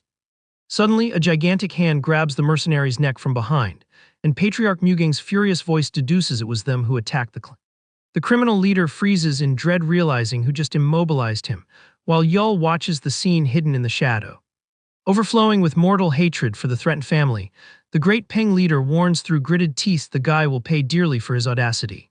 Hidden and unresponsive, the MC panics internally, lamenting the terrible luck of his father-in-law showing up at that exact moment. At that, the warrior pieces the past together and understands his brother-in-law only survived in his other life because his father arrived in time to save him from ending. The scenario gets tense with the old man holding the thug in the air, leaving Yul in the cruel doubt of whether he should get out of there before being discovered. To prevent his brother-in-law from witnessing any mysterious escape, the family man quickly knocks the young man out with a precise touch using his fingers. As soon as he notices his wounded son fallen on the ground, the patriarch drops the target and rushes like lightning towards the prodigy, warning he has arrived. The old man's momentum is so dense and angry it crushes the stone ground right beneath the feet of the newly freed mercenary leader. Without the slightest patience to forgive trash, the great warrior fires an overwhelming punch loaded with all the family's fury. The villain widens his eyes in his last second of consciousness, realizing he dug his own grave by messing with the wrong people. The colossal impact of the patriarch's fist hits the target with absurd violence, dissipating any chance of defense from the enemy swept away. Already with his face covered by a mask to hide his identity from his scary father-in-law, Yul reflects relieved that, if it were in his weak past life, he himself wouldn't have escaped that destructive blow. Hidden high up on the cliff, the MC observes the situation and concludes the patriarch's true value lies in his blade skills. Adopting an imposing combat stance, the clan's great leader charges with everything at the enemy. A massive explosion of power emerges when the old warrior releases all his suppressed energy at once. Boiling with hate over the threat to his family, Mugang curses the mercenary while the impact of his force shatters the stone floor. Wielding his sword charged with an intense blue light, the patriarch coldly demands how long the guy's head will stay attached to his neck. Caught by surprise by the crushing pressure, the assassin's leader backs away, quickly feeling the real danger of that clash.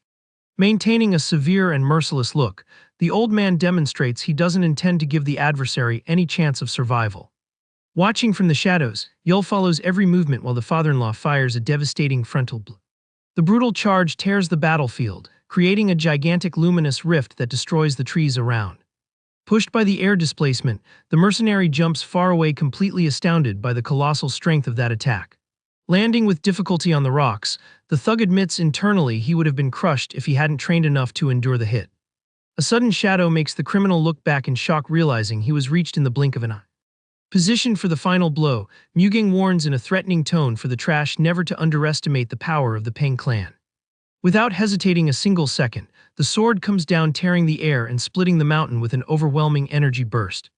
Totally paralyzed by terror, the masked leader is left without reaction, facing the imminent destruction.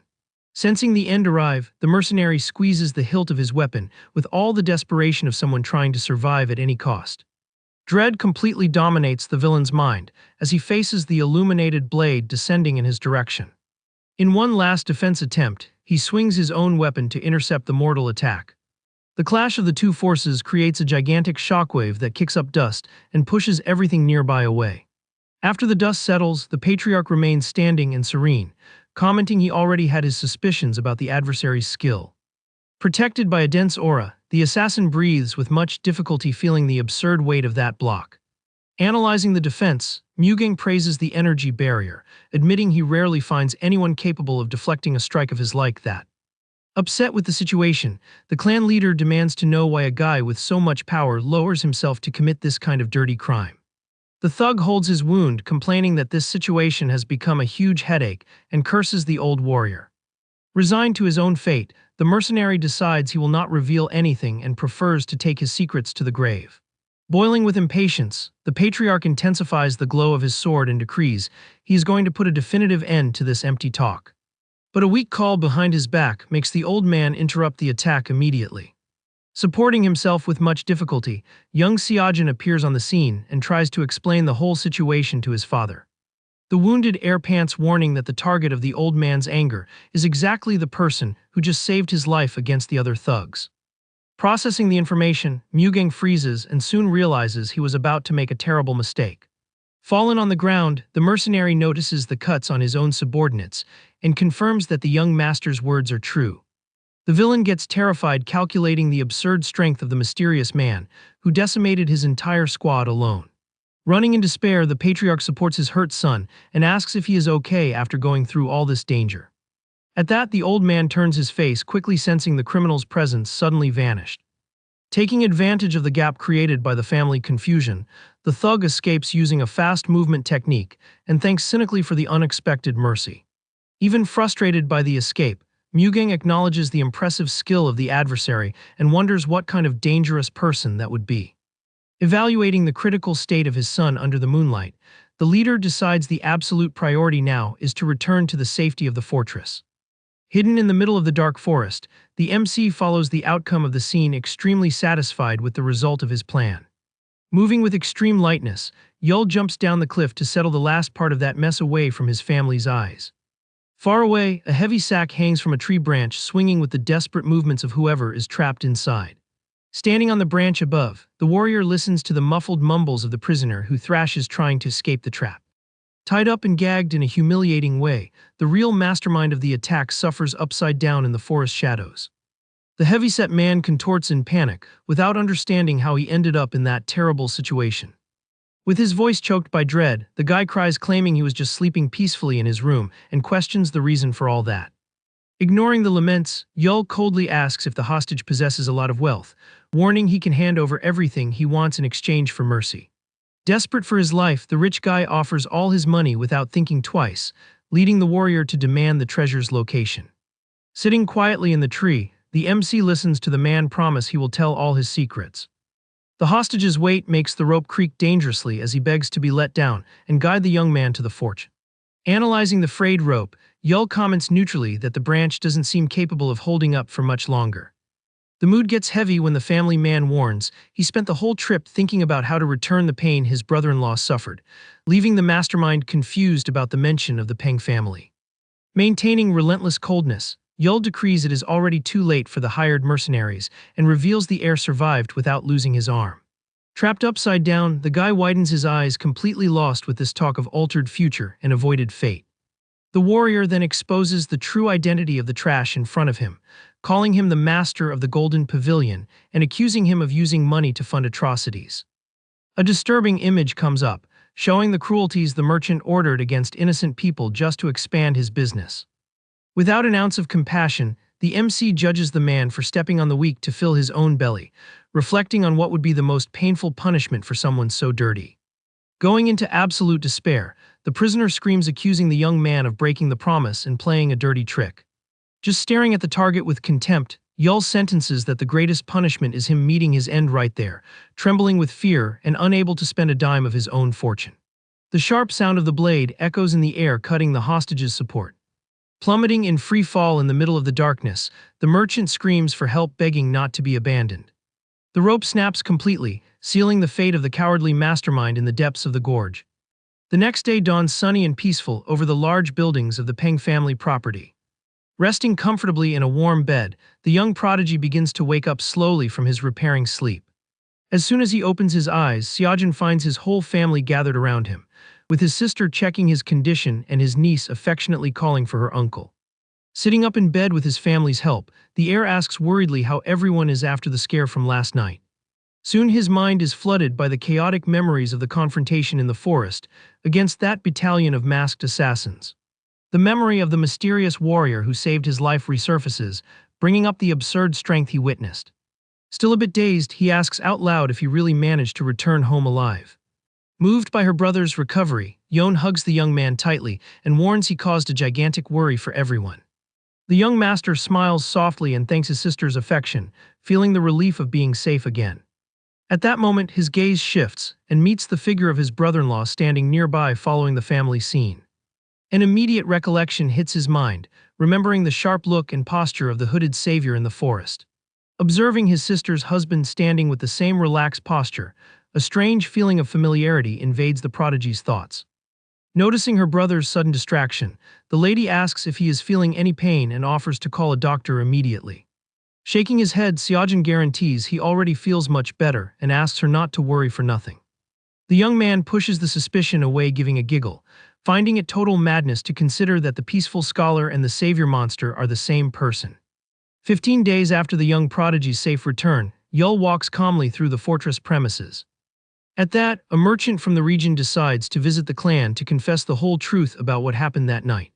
The man gets on his knees begging forgiveness, revealing the Golden Pavilion owner ordered him to put a tracking incense on Seojin's clothes. However, when the Peng family members went to investigate the mastermind's place, they ended up getting a big surprise. The Grand Golden Pavilion had been completely reduced to ashes in a mysterious event. Furthermore, the owner of the place messed up and met a tragic end at the bottom of a cliff, losing all his wealth. Unable to discover who caused this destruction, the great patriarch and his son just discuss the matter. They try to remember the identity of that masked man who saved the air in the forest, wondering where he would be roaming now. Meanwhile, the MC rests peacefully leaning on a wooden bridge, admiring the water. Watching her son-in-law from afar, the family matriarch seems quite thoughtful about the young man's future in there. Later, she talks with her husband in a private room and suggests he entrust some task to the outsider. Confused by the sudden proposal, Mugang crosses his arms and asks what exactly the woman is talking about, hearing that the subject is their son-in-law. Finding the idea an absurd joke, the patriarch lets out a loud laugh and mocks that the young man is just a useless freeloader who does nothing. Maintaining seriousness, the lady takes a sip of tea and argues the role of an elder is exactly to guide the younger ones, even without offering an important position. To convince her husband once and for all, she proposes he give the young man a job that nobody else wants to do, and that is very unpleasant. Understanding the plan perfectly, the old man gives a corner smile while the matriarch asks if he already thought of something. Very excited about the possibility of causing trouble, the patriarch agrees he has the perfect idea for the occasion. Giving a malicious giggle, he guarantees he will grant his wife's wish, remembering that a certain group of troublemakers must be returning from confinement right about now. Far from the fortress, a scene of destruction takes over the dirt road where a merchant begs for his own life. Totally panicked and hurt, the man cries, guaranteeing he already handed over everything he had, but hears a yell telling him to stop lying. The thug's leader raises a giant axe demanding the hidden treasure from the Golden Pavilion, shutting up the hostage who tries to explain the place went totally bankrupt. Unable to squeeze more money, the brute decides he will sell all survivors as prisoners, while his henchmen hold a woman. Suddenly, several figures jump from high up in the trees, warning the criminals to prepare for the worst. The boss of the looters turns his face, completely confused by the sudden interruption in his dirty business. A sharp and wild look emerges in the shadows, revealing the presence of people ready for a fight. Several imposing warriors full of attitude surround the place, marking the arrival of that problematic group the patriarch had mentioned. The criminals despair, asking who those guys are, while one of them stutters, trying to expel the newcomers from there. Taking a step forward with lots of confidence, the leader of the wild troop grumbles that those thugs talk too much. In the blink of an eye, the new warriors advance against the looters, creating a true blur of speed on the battlefield. With an excited smile and pointy teeth, one of the fighters lands a powerful blow on one of the enemies. The spiky-haired guy complains that people in groups make too much noise and charges with everything to silence the troublemakers. Outraged by the attack, the thug boss demands his men not back down, reminding them they have superior numbers. In an aggressive move, the big guy swings his heavy axe, trying to hit the invaders at any cost. Dodging with ease, one of the warriors casually comments that this fight is too easy and the adversaries are too weak. The troop's leader asks his partner not to stress over small stuff and tells the rest of the group to go easy so as not to scare the civilians. Calling the hostage lady closer, he notices that the desperate thug holds a knife to her neck. Trembling with dread, the criminal warns he will hurt the woman if the group doesn't let him escape alive from there. But before he could finish the threat, the villain takes an overwhelming punch straight to the middle of his face. With the extreme force of the impact, the troublemaker flies far and releases the civilian right away. Landing smoothly on the ground with his staff, the other warrior mocks the pathetic attitude of the defeated enemy. Satisfied with the end of the mess, the leader cracks his neck and praises the team's good work in resolving the situation quickly. He turns to calm the civilians, warning they are safe, but finds everyone on their knees begging for their lives. The young man is left absolutely clueless, facing the desperate reaction of those victims. Finding the situation funny, the big staff guy pats the boss on the back, joking they look more like bandits than the troublemakers themselves. Trying to fix the mood, the leader crouches down, assuring the merchants that it's all just a big misunderstanding and they are the good guys. Noticing the white wolf symbol embroidered on their clothes, the merchant immediately recognizes who those men are. Excited by the discovery, the man deduces they are the famous White Wolf Squad that represents the strength of the Peng clan. Very grateful for the rescue, the civilian holds the leader's hands, thanking him immensely, while the warrior tells them to resume their journey safely. Clapping to grab the troops' attention, the young man warns it's time to head back home before the big bosses start complaining about the delay. During the long walk back to the Peng family lands, the mood gets a little more relaxed. Climbing the mountain trail, the big guy complains they can't even have a quiet drink, being reminded by his partner that it was their fault for treating an important heir poorly. Arriving in the inner yard, they keep grumbling about the young master's arrogance, but the leader tells everyone to shut up and avoid more problems. Suddenly, the spiky-haired warrior gets a scare noticing a stranger standing right in front of their house. The entire group stops in their tracks and starts yelling, demanding to know who the intruder in their territory is. Facing the commotion very calmly, Yul smiles softly, noting the troop was indeed away from home. The warriors surround the MC, smelling his clothes and doing an aggressive interrogation, finding it very suspicious for a handsome man to be roaming the area. With a heavy jump, the staff warrior lands near them to check the situation up close. Taking the lead, the leader apologizes for the team's rudeness and explains the prolonged isolation left them somewhat restless. Ignoring the mess, the family man calmly warns he was sent by the patriarch himself to discuss a very important matter. Analyzing the young man from head to toe, the troop members get suspicious, since they don't remember anyone with that appearance in the clan, and Yul confesses he arrived recently. Putting the suspicion aside for now, the leader accepts the situation and invites the visitor inside to talk properly. The two sit across from each other at a rustic table inside the lodging, waiting for the conversation to start. Drinking some tea, the MC places the cup on the table with a dry clack that breaks the silence of the place. The warrior speaks first, formally introducing himself as an active member of the White Wolf Squad, apologizing for the delay. Without losing his manners, Yul also introduces himself in a friendly way and is asked about the real reason for that unexpected visit. Flashing a confident smile, the young man reveals he is there just to fulfill a direct order from the great patriarch Mugang.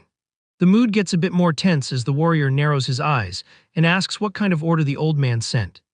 Getting straight to the point, the outsider declares that from that exact moment on, he is going to take over the official captain position of the squad. To prove the truth of his words, he places an important item on the table, repeating the patriarch's decision. Staring at the table, the fighter recognizes the leader's authority medallion and questions with disbelief if the young man really intends to lead them. Leaning forward, he confesses he heard several rumors about a certain tough outsider, while Yul thanks him for the sudden fame. However, the warrior's tone changes, mentioning that, despite the stamina, the rookie is known for being just a scholar with no martial technique. In a serious warning tone, he points out that squad is an elite combat unit, something very different from a morning walk in the yard. Crossing his arms firmly, the warrior makes it clear they cannot accept a captain with no fighting experience, even if it's a direct order from the boss.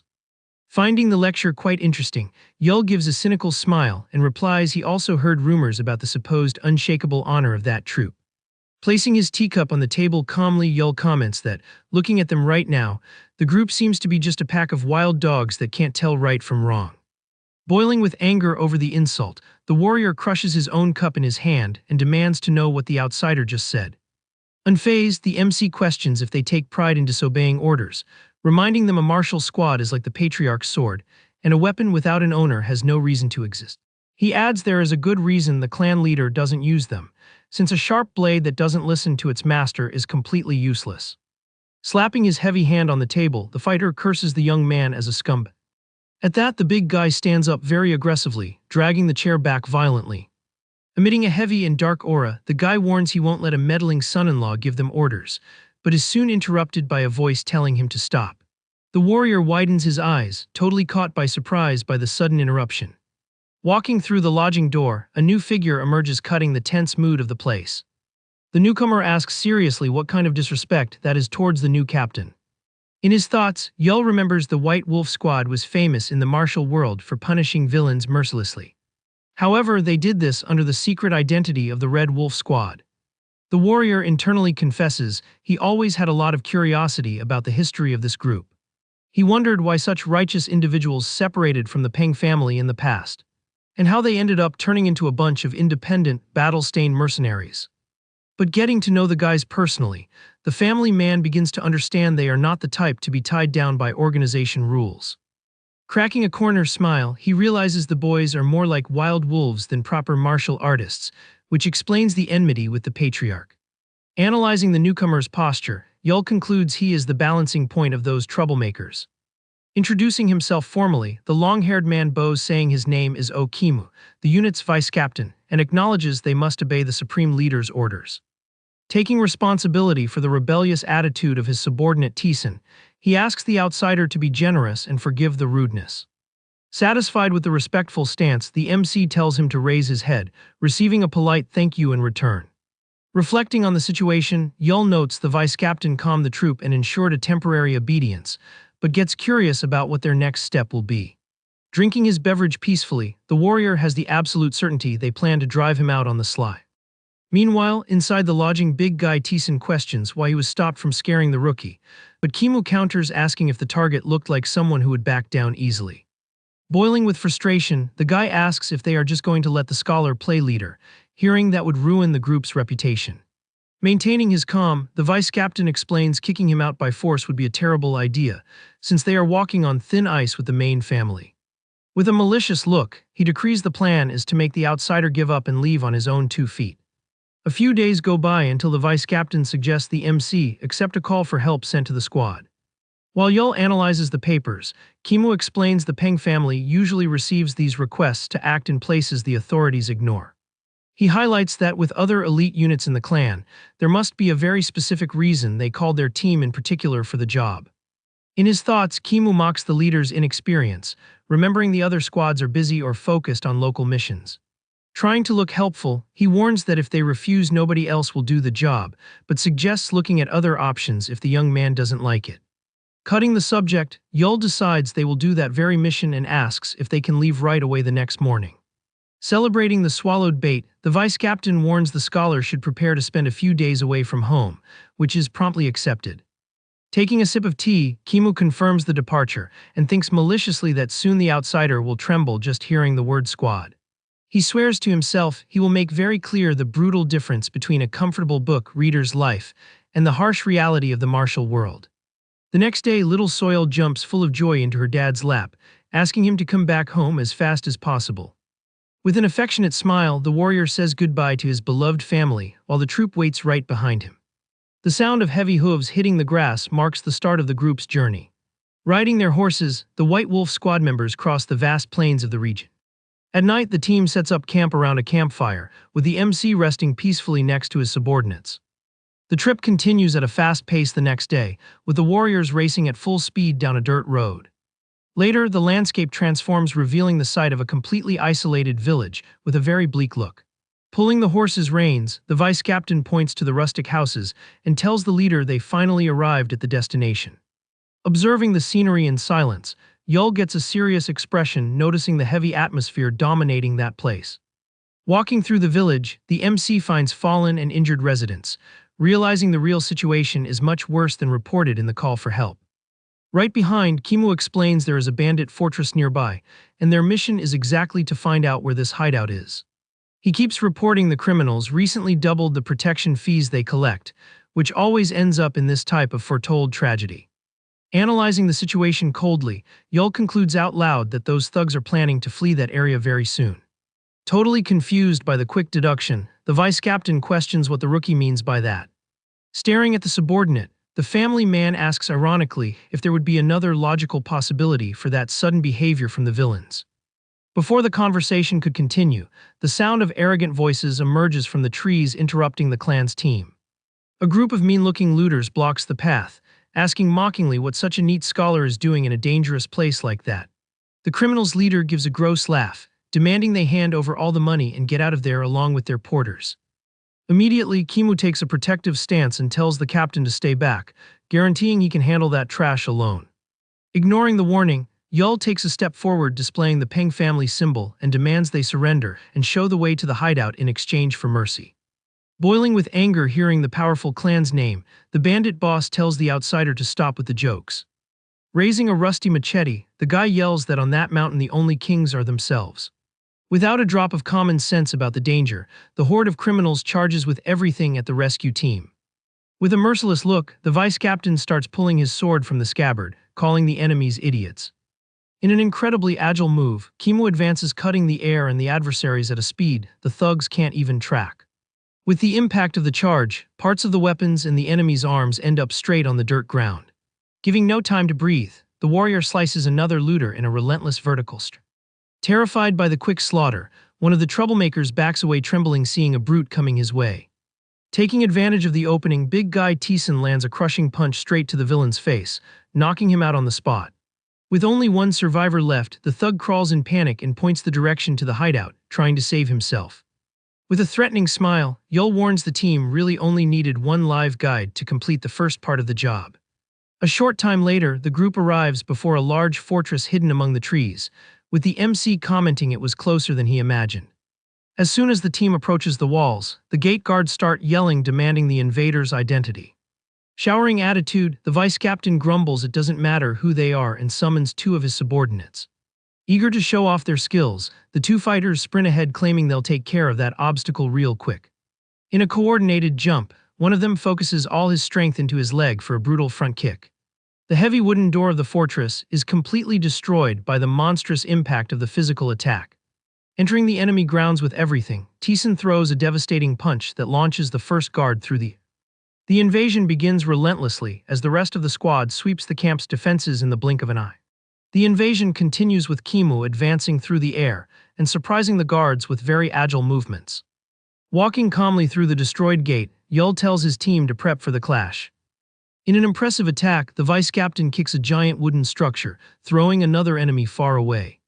With a lot of confidence, the long-haired warrior pushes the henchmen away just with the pressure of his direct strikes. The fortress yard turns into absolute chaos, while the squad sweeps the enemy defenses without any difficulty.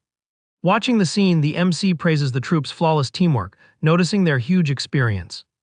But the family man knows very well this whole mess is just the beginning of the real challenge. Suddenly, a colossal blade hits the ground with a lot of violence, accompanied by a furious yell. The grand boss of the fortress appears in the middle of the yard with an intimidating posture, calling out the invaders' audacity. Finding the situation funny, Teeson smiles and calls the big guy just a loud th. The villain raises his giant weapon, demanding to know who they are, promising to put a quick end to that clown show. Keeping up the attitude, the Peng clan warrior guarantees he has never lost a brute strength contest in his life. Going on the offensive, the thug boss thinks that's a big coincidence and warns he will regret it soon. Without backing down a millimeter, Teeson agrees with the statement and reveals he too has never been defeated. The clash between the two brutes generates an absurd impact explosion that kicks up dust all over the scenery. Losing sight of the target, the boss gets startled while the warrior appears, warning he is too slow. The villain widens his eyes, being asked if brute force is his only real quality in combat. Boiling with anger over the provocation, the big guy calls the invader a coward and charges with everything. A sequence of heavy blows destroys the wooden floor, but Teeson dodges all of them with extreme ease. Frustrated, the troublemaker realizes the young man is dodging at the last second just to make fun of his face. Giving a giggle, the fighter jokes even a turtle would be faster than those predictable moves. Unaccepting of the humiliation, the criminal tightens his grip on his weapon, guaranteeing he will grant the bold guy's wish. Concentrating an intense purplish energy, the boss swings his giant blade for a devastating attack. A massive tornado of power sweeps the yard, threatening to destroy everything in its path. Completely intact in the middle of the windstorm, Teeson yawns, commenting the adversary is no big deal. The squad warrior blocks the colossal enemy charge with scary ease. Taking advantage of the open guard, he lands a crushing punch straight on the looter leader's body. The brutal impact makes the villain stumble backward, feeling an agonizing pain take over him. Walking casually, Thiessen asks if the show is over, totally ignoring the desperate pleas for a truce. Without the slightest patience, the big guy tells the guy to shut up and finishes the job with a strong blow. The leader's fall causes total despair in the other henchmen, who watch the scene completely in shock. Yul approaches walking calmly and praises the good work, while the panting fighter tries to hide his exhaustion. At that, a sinister laugh echoes through the yard, coming straight from the defeated big guy's fallen body. The two turn their faces surprised as the bizarre voice claims they just dug their own graves. Resting his hand on the ground, the villain activates a dark and mysterious energy that begins to spread across the terrain. He guarantees all the invaders will bitterly regret stepping foot in that secret fortress. Right after, the place's own henchmen start collapsing on the ground, suffering the effects of the obscure technique. Kimu doesn't understand the situation and yells for the survivors to drop their weapons immediately. The vice captain offers to spare the life of whoever surrenders, but the MC realizes there is something very wrong there. With a sharp look, the family man tracks the severe anomaly consuming the environment around them. The thugs go into absolute panic, crying that everything went wrong and everyone's end has come. Finding that reaction absurd, the long-haired warrior questions if they have gone completely crazy. Interrupting the confusion, Yul widens his eyes and turns his face, feeling a crushing pressure approaching. The entire squad team freezes in the same instant, noticing an intense vibration coming from the ground. A colossal explosion destroys the fortress floor, throwing debris everywhere with brutal force. Trying to see through the thick dust, the vice captain gets confused about the origin of that surprise attack. The smoke clears slowly, revealing a solitary figure grumbling indignantly about all that inconvenient mess. The Peng clan team stays on alert, observing the stranger walk calmly through the destroyed yard. An old man full of scars wipes his face, demanding to know who had the audacity to interrupt his rest. The MC freezes completely upon recognizing the terrifying energy emitting from that elderly guy. Focusing on the red mark near the old man's eye, Yul puts the pieces together and suspects the man's real identity. Oblivious to the danger, the big guy demands answers from the stranger, forcing the captain to yell desperately for him to fall back. Confused by the sudden order, Thiessen barely has time to blink before the geezer appears like a ghost by his side. The merciless invader lands a fulminating blow straight to the face of the squad's big warrior. A devastating blast of light tears through the scenery, throwing the fighter very far in a devastating impact. Badly hurt, the young man tries to lean on the ground while the villain is surprised he withstood the hit. The old man praises the target's physical endurance with an ironic tone, leaving the vice captain blind with hate. Swearing payback for the aggression to his partner, Kimu charges like lightning, but his attack is easily avoided. With a simple and quick move, the elderly man deflects the charge and throws the swordsman away with no effort. Displaying a purely evil smile, the mysterious master shows he is having a lot of fun with the mess. A barrage of luminous shots sweeps the yard, mercilessly punishing the other squad members. Keeping his hand raised, the villain mocks the team's fragility, asking if that weakness was it. Surrounded by a crushing aura, the old man advances slowly, demanding they entertain him a little more now. The MC observes the adversary's scary walk with an extremely cautious and analytical expression. Standing in the shadows, Yul confirms his suspicions and internally admits his instincts were totally right. He finally recognizes the forgotten legend called the Little Demon of extreme evil in the past. In martial world history, this man was considered one of the greatest and cruelest villains of all time. The family man remembers the dark stories of how this monster acted purely for fun decades ago. However, legend says he disappeared without a trace after causing an unforgivable tragedy in the Namgung family. Gripping the hilt of his weapon, the MC finds it unbelievable to encounter this figure there and asks if the team is okay. Leaning on his staff, Thiessen tries to stay on his feet, breathing very heavily after the severe impact.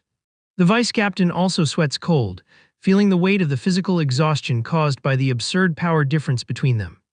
Analyzing the scene, Yul breathes relieved, noting that despite everything, his subordinates managed to survive. Even critically injured, they are still alive, which allows the captain to focus only on the danger ahead. Letting out a sick laugh, the old man celebrates his great luck for finding such interesting toys. In total panic, the surviving thugs retreat, trembling with fear, realizing that elderly monster is going to finish them all without the slightest pity. Terror takes over the group, making the bandits drop their weapons and run desperately to try escaping that living nightmare. With a wicked smile, the old villain forms a sphere of dark energy in his hand, mocking they should show a little more affection before leaving. Without any hesitation, he fires the dark blast with brutal force toward the fleeing men. A series of violent explosions consumes the scenery, scoring a direct hit on the henchman who tried to run away. Giving a sick laugh, the evil master confesses that hearing the despair of those insects is always a great delight to his ears. On the dirt ground, Big Guy Thiessen clenches his fist very tightly, while the old man provokes, asking the dogs to just bark already. Boiling with hate and badly injured, the squad warrior raises his face, yelling indignantly at the adversary's audacity. Ignoring the pain, Thiessen gathers momentum and charges with everything at the old man, promising to put a definitive end to him right there. Finding that desperate attempt funny, the villain smiles from the corner of his mouth and invites the young man to show what he can do. The Peng clan fighter focuses all his strength and brings down a devastating blow charged with energy. However, the elderly man raises just one hand and blocks the colossal charge with scary ease, creating a strong shockwave. Taking advantage of the open guard, the Dark Master readies a new concentrated attack, threatening to tear the adversary's body up. In the blink of an eye, the dark blast hits Thiessen dead on, catching the big guy totally by surprise. In this critical moment, a voice calls for the fallen warrior, while the villain has fun commenting how that sound of agony sounds good. Changing his mind quickly, the Dark Master reveals his original plan was to play with the team for just one day. However, now he decided to prolong the torture and slowly finish them off over 3 days straight, leaving the fallen warriors quite apprehensive. Staring at the villain with deep hate, Vice Captain Kimu refuses to accept this fate with his arms crossed. Gathering the team's last ounces of strength, he orders everyone to assume a special combat formation and go on the offensive together. Totally chill facing the coordinated advance, the old man smiles mockingly, warning their reaction came too late. Concentrating an absurd amount of dark power, the elderly man declares they should feel honored to witness his true martial strength. Kimu jumps with sword in hand, trying to intercept the devastating attack before it hits his teammates. But the difference in level becomes evident when the young man widens his eyes, facing the massive energy that emerges right in front of him. The old man fires an unstoppable annihilating strike, swallowing the swordsman in a burst of pure dark energy. The devastating impact sweeps the battlefield, leaving all White Wolf squad members completely defeated on the destroyed ground. The vice captain's sword sticks in the dirt next to him, while he curses the frustrating situation they are in. Kneeling and panting, the warrior curses his own body for using all his strength, just so he wouldn't be eliminated in the first blow. Laughing at the humiliating situation, the evil master asks if the kneeling young man finally intends to beg for his own life. Cutting the mood of despair, Yul enters the middle of the scene, firmly warning playtime is over and telling his men to fall back. Panting and badly hurt, Kimu raises his face, totally confused, seeing the outsider captain taking the front line of that lost battle. Curious about the sudden interruption, the old man questions the invader's identity, hearing Yul formally introduce himself as that squad's captain. Analyzing the MC from top to bottom, the elderly man mocks, stating he has zero leader posture and looked like a scared rat until now. Keeping a serious face, the family man internally deduces the guy pretended to be resting just to hide his own murderous aura from the team. Clinging to the ground, Kimu begs the outsider not to try negotiating his own survival, doubting the villain would spare anyone there. Smiling to calm his subordinate, Yul tells him not to be fooled, revealing the old man is a cruel beast responsible for thousands of tragedies in the past. Losing his patience with the talking, the Dark Master demands to know if the newcomer has anything of real value to offer in exchange for mercy. Showering scary confidence, the MC guarantees he does, promising to put an end to the villain with a little less pain. The vice captain widens his bruised eyes, barely able to believe the rookie's audacity to provoke a monster of that level. Totally caught by surprise by the cynical answer, the elderly man freezes for an instant, trying to process the young man's boldness. Frowning, the evil master asks if the outsider is mocking his face, and advises he measure his words very carefully. Overcome by sudden fury, the old man concentrates his chaotic energy, outraged by the target's lack of fear and stating he has a death wish. In a swift motion, the villain fires one of his dark spheres directly at the squad captain. Without showing the slightest effort, Yul raises his arm and simply bats away the lethal attack as if swatting an annoying mosquito. The elderly man goes into absolute shock, seeing his powerful technique get nullified in the blink of an eye without causing any damage. With flawless posture and the wind blowing his hair, the family man stands firm, proving the power difference there is quite different from what the old man imagined. Making fun of the situation, the MC casually comments they were in the middle of a conversation, asking ironically about the supposed annihilating strike. Completely out of his mind and denying reality, the old man yells desperately that it's impossible for anyone to have dodged that supreme technique. Consumed by anger, the villain launches a relentless rain of dark blasts, trying to pulverize the bold guy any way he can. Demonstrating superhuman agility, Yul advances across the battlefield, dodging all the dark attacks with absolute perfection. Following the impossible movement, the vice captain's jaw drops seeing the outsider cross the combat area in an instant. Kimu remains in deep shock, realizing the supposed weak scholar is actually an extraordinary warrior. Taking advantage of the gap in the enemy attacks, the family man gains momentum and jumps carrying his own ancient aura. Appearing right in front of the adversary, Yul points his energy-glowing hand and asks where he learned these awful manners of making noise while others are talking. Giving no chance for defense, the captain fires a colossal golden blast point-blank at the Dark Master. The explosion of light sweeps the entire scenery, overpowering the dark power with a devastating visual impact. Thrown backward, the elderly man cannot understand how that young man nullified his exclusive martial art and replicated the pressure of his attack so naturally. Fallen on the ground, Tisun and Kimu watch the scene dumbfounded, with the big guy stuttering to confirm if his partner also saw that miracle happen. Badly hurt and giving off smoke, the villain terrifically recognizes the opponent managed to execute the counterattack perfectly after seeing the technique just one single time. Staring at Yul's imposing posture under the sunlight, the old man admits without a shadow of a doubt that man is far from being a useless book eater. Intrigued by the young man's absurd skill level, the evil master demands to know what a monster of that caliber is doing there, and who he really is.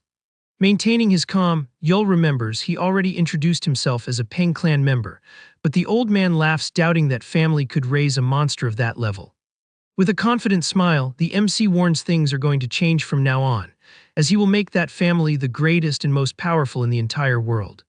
Hearing the ambitious statement, the elderly man lets out a weak and contained laugh initially, finding the young man's plan a joke. Right after, he explodes in a loud maniacal laugh, echoing his madness across the fortress's destroyed yard. Changing his expression to a look thirsty for conflict, the villain agrees the clan might even reach the top, but decrees he will defeat the bold guy with his own hands first. The elderly man's body starts to swell bizarrely, gaining monstrous muscle mass and popping veins while he warns the young man should feel honored. Watching the grotesque transformation, the big guy and the vice captain go into absolute shock, facing that crushing spiritual pressure. Quite chill facing the colossal threat, the family man just gives a corner smile, totally unconcerned about the adversary's power boost. Assuming his final and most lethal form, the little demon of extreme evil promises with a cavernous voice that the outsider will bitterly regret having forced him to reach this point. The scene suddenly cuts to a peaceful and well-lit setting in the Peng family's immense main pavilion, contrasting with the battle's chaos. Leaning on the wooden balcony, the wife Yon watches the leaves falling with the wind, displaying a silent anxiety. The lady's gaze reveals deep worry for the well-being of her husband who left on that distant mission. Noticing her daughter's anguish, the matriarch approaches softly and asks why she is taking in that freezing wind outside. The lady affectionately comments the young woman has been sleeping poorly for days, anxiously waiting for news from the young man. Far away, the image of Yul doing calligraphy peacefully appears in her mind, while a thought points out that the clan's warriors are used to enduring cutting winds, but the worries of the heart are always harder to handle. In her thoughts, Yon watches her husband teaching little Soil to read and write, noticing how different he seems now. Consumed by worry, the lady remembers that until recently the young man was just a humble teacher from a peaceful village. At that, the sound of fast footsteps running across the wooden bridge breaks the tense silence of the pavilion. Arriving out of breath, young prodigy Xiaojin yells, calling for his sister, asking if she already heard the big news. Totally panting, the young man warns the famous White Wolf squad finally returned from that distant and dangerous mission. Down at the fortress gates, a euphoric crowd gathers discussing the rumors that the troop managed to defeat the terrible demon of extreme evil. The proof of the completed job is displayed as one of the warriors holds up the villain's head, leaving the people shocked by the truth of the feat. Passing unnoticed amidst that mess, Yul walks calmly while the guards doubt the scholar did anything besides get in the way. Not caring about the gossip, the MC keeps his cool, knowing very well who really cleaned up the mess in that forest. Moving away from the agitated crowd, the family man goes on his way toward the clan's private quarters.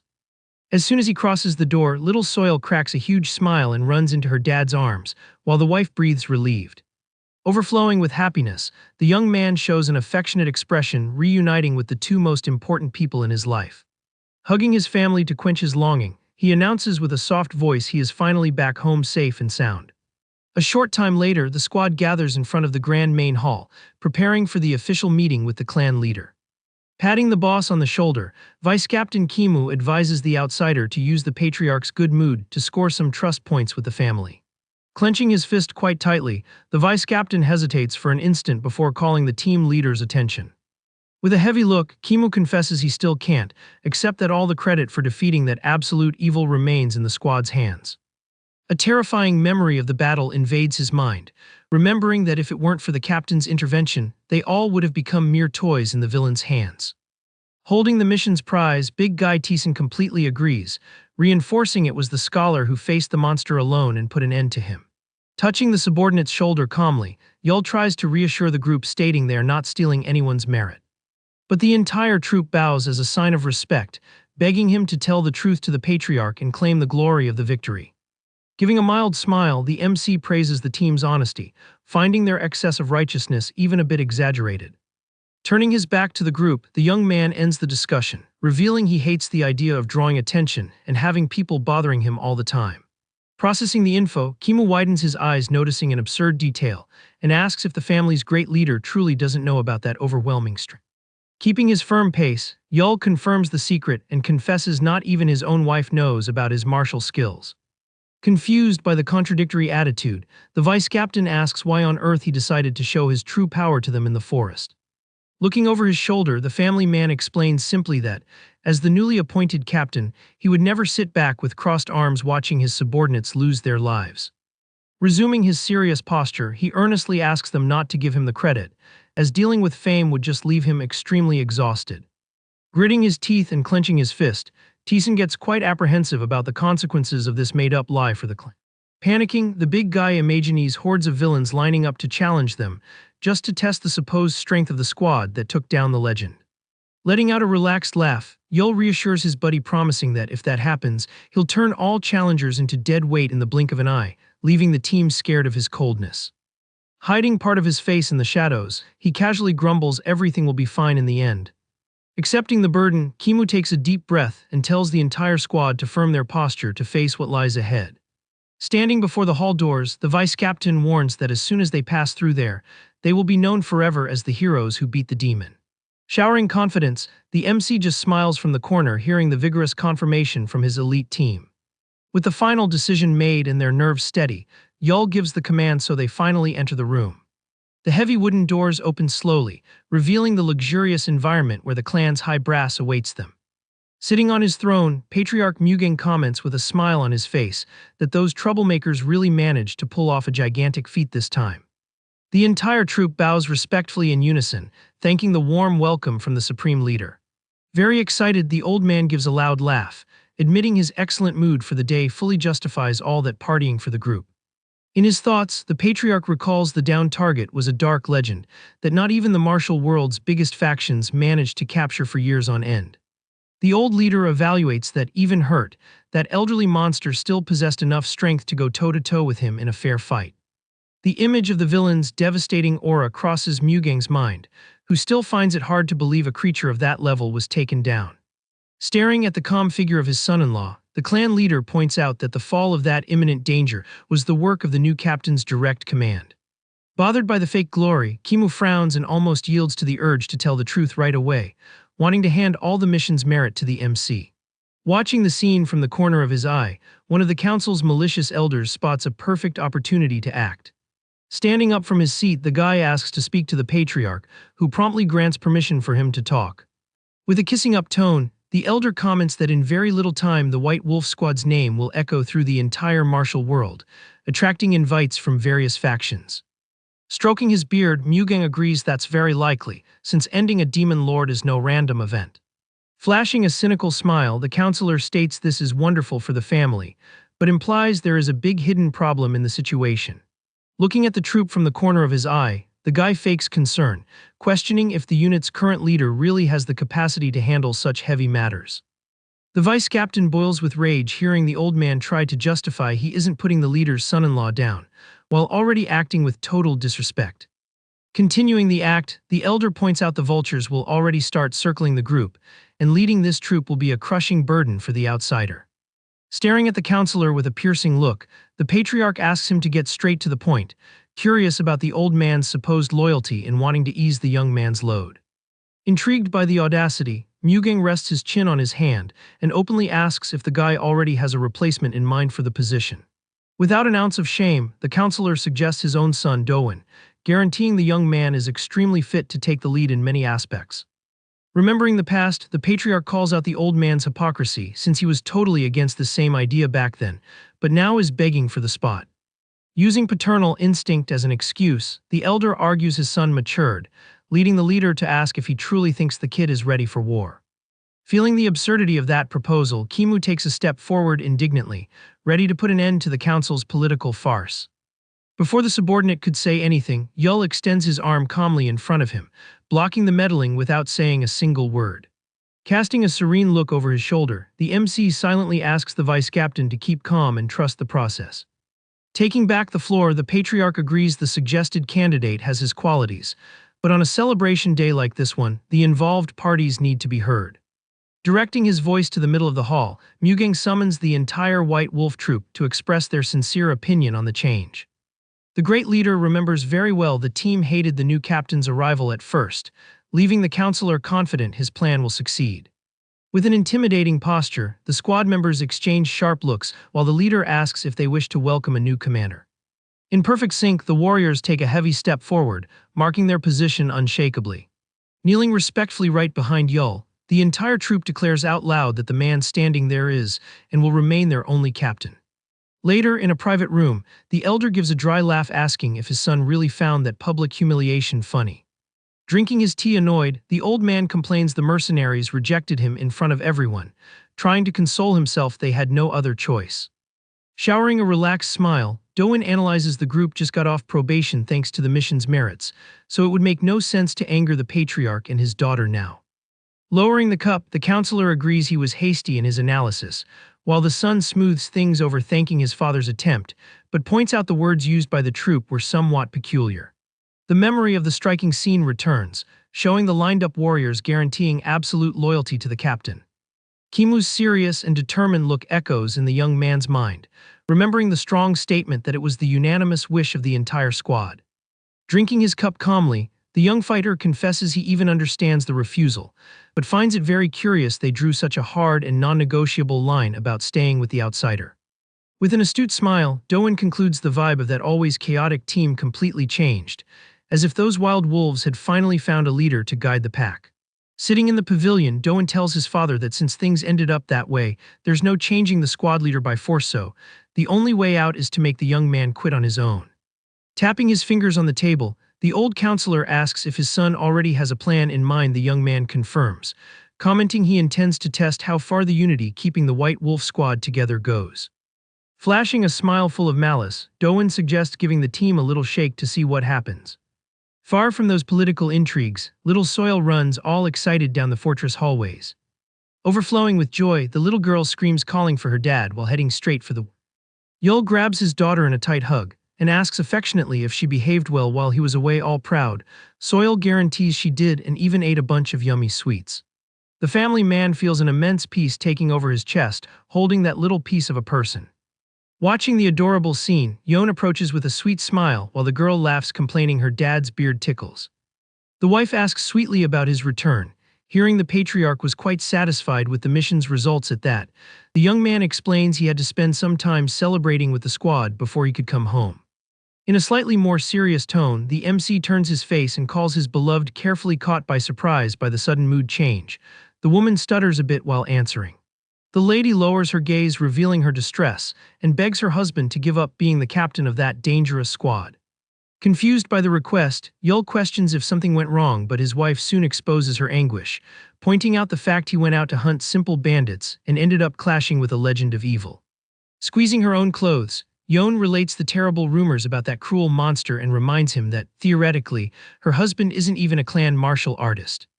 She continues the vent, pointing out the young man never lifted anything heavier than his own daughter in his life. Totally awkward with the situation, Yul tries to calm his wife, but is cut off immediately.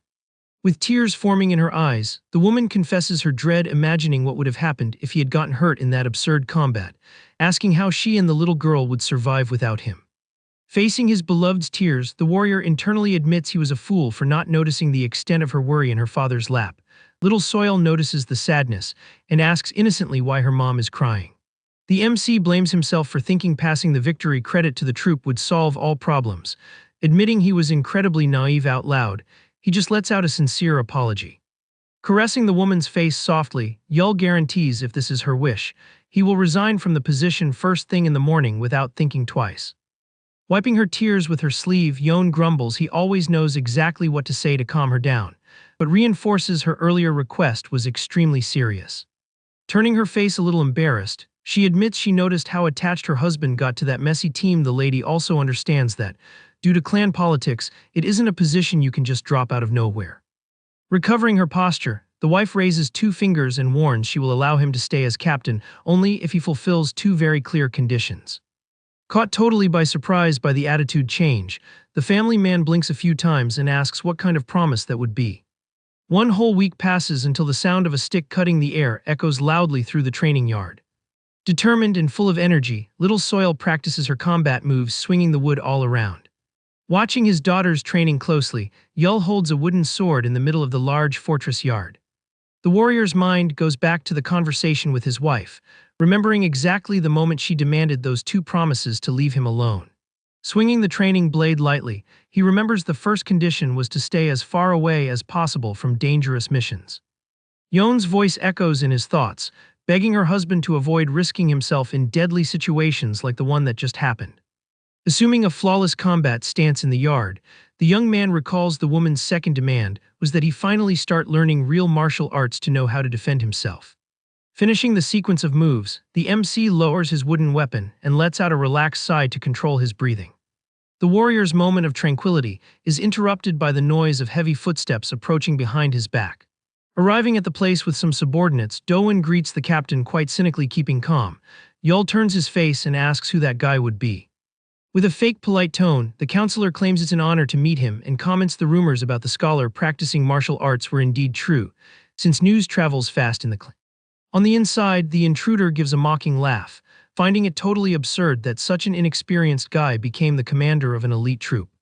Analyzing Yul's peaceful posture, the man concludes internally he is just an arrogant fool, and finds it hard to believe the wild warriors of that squad truly respect this type of leader. Deepening his suspicions, Doan finds it very weird the young man participated in such a grand victory without bragging to him. All this passivity isn't just humility, but rather the behavior of someone hiding something.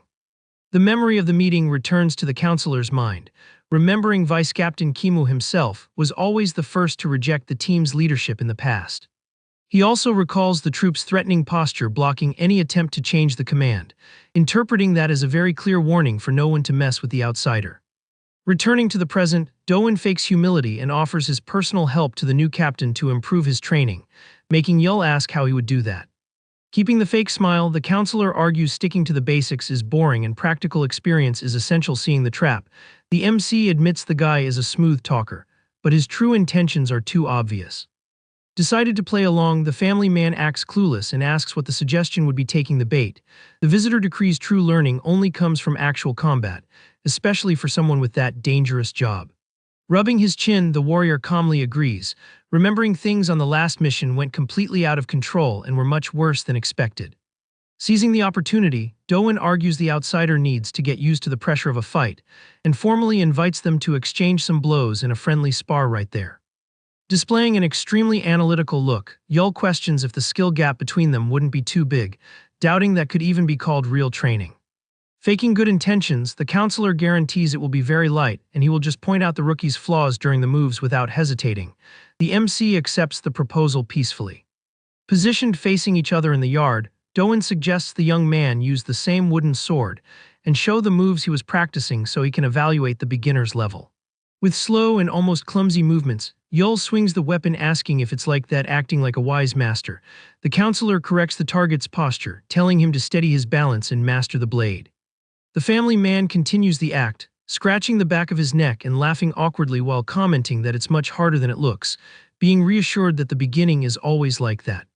Feeling totally superior, Doan opens his guard with confidence and invites the rookie captain to try landing a direct hit on him. Holding his own wooden weapon firmly, the counselor guarantees with much arrogance that the adversary can use all his strength, swearing he would never come out hurt from that little game. Squeezing the sword hilt intensely, the MC gets ready while listening to the opponent's confident order telling him to charge. Without wasting a single millisecond, the warrior's figure simply disappears from the spot, closing the distance in a scary blink of an eye. Before the counselor could even finish his arrogant sentence, Yul already appears face to face with him, raising his sword with a ruthless posture. The intruder's eyes widen in pure terror, realizing he couldn't even follow the absurd movement of that supposed beginner. A black and monstrous aura takes over the scene, crushing the counselor's soul with a dangerous intent while the wooden blade comes down with everything. Totally consumed by dread, Doan lets out a desperate scream, absolutely certain his life ended right at that moment. The yard falls into a deadly silence after the charge. The intruder drops stiff and trembling on the ground, while the captain stands tall and serene in front of him. Lowering his weapon slowly, Yul stares at the man collapsed on the dirt floor and asks with the most innocent tone in the world if he is feeling okay. Panting and sweating cold, the counselor can barely articulate his words, stuttering desperately to understand what kind of monstrous power was that which almost cut him in half. Showering a friendly and clueless smile, the MC throws the question back, wanting to know what happened, leaving the coward even more terrified by the mystery. Sometime later, the sun shines bright and peaceful, illuminating the training day in the clan's premises. The entire White Wolf squad is gathered and formed in perfect rows in the middle of the main yard. Taking the front of the troop, Vice Captain Kimu yells at the top of his lungs to present the official greetings to their leader. Walking calmly up to his subordinates, Yul asks if they managed to rest properly after the last mission, receiving a vigorous group confirmation. Approaching the commander, Kimu reminds him the young man had asked to discuss an important matter. Noticing the tension in the air, the MC starts to get suspicious of the situation. With a doubtful expression, Yul asks if the team is still unsatisfied with his presence, and if they want him to resign from the post. Caught by surprise, the vice captain panics and quickly denies it. To clear themselves of any blame, Teeson and the others start pointing fingers, throwing all responsibility for the initial rebellion on the vice captain's back, who promptly tells the traitors to shut up. Ignoring his partner's mess, Kimu adopts a very serious and focused face to get straight to the real reason for that talk with the commander. Looking the leader straight on, he confesses the last battle served to show how weak they still are. The warrior admits the troop is only still breathing thanks to the outsider's strength, making Yul ask where he is going with this. Bringing his hands together in a gesture of deep respect, the vice captain slightly bows his head and begs the warrior to train them and make them much stronger. Following the leader, the entire White Wolf troop lowers their heads in perfect sync, repeating the plea out loud for the outsider to take over their training for good. Processing those tough men's devotion, the family man's eyes narrow as he repeats the sentence, realizing the thirst for evolution that has taken over that group. Yielding to his new pack's request, Yul accepts the challenge, but leaves a clear warning for them to prepare themselves well, causing euphoric celebration among the brutes. Flashing a smile almost as threatening as those of the villains he's faced, the captain decrees his teaching methods will be absurdly severe and merciless. Right after, the squad's supposed tough guys appear carrying gigantic rocks on their backs, groaning and sweating buckets while they taste firsthand the true hell of the new training. Under the strong sun, the squad suffers horrors carrying giant boulders on their backs in a brutal training. Sitting peacefully drinking his tea, Yul reflects that the body is the true vessel of martial arts.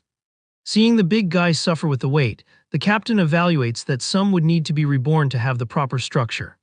Despite this physical limitation, the outsider sees a great latent potential in his exhausted subordinates.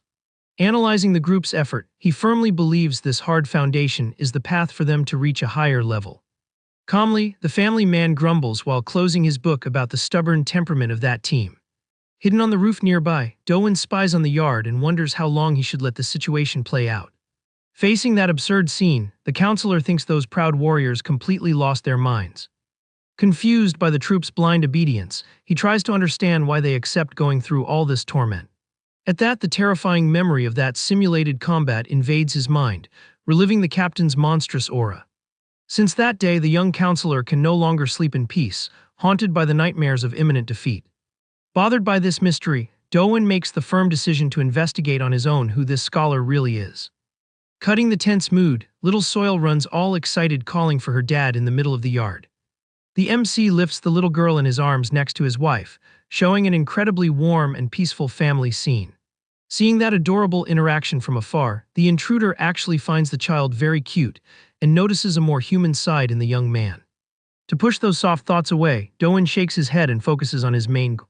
Even spying on the outsider all day, he gets totally frustrated for not being able to uncover a single secret. Later, the captain finishes his morning reading, closing the book quite peacefully.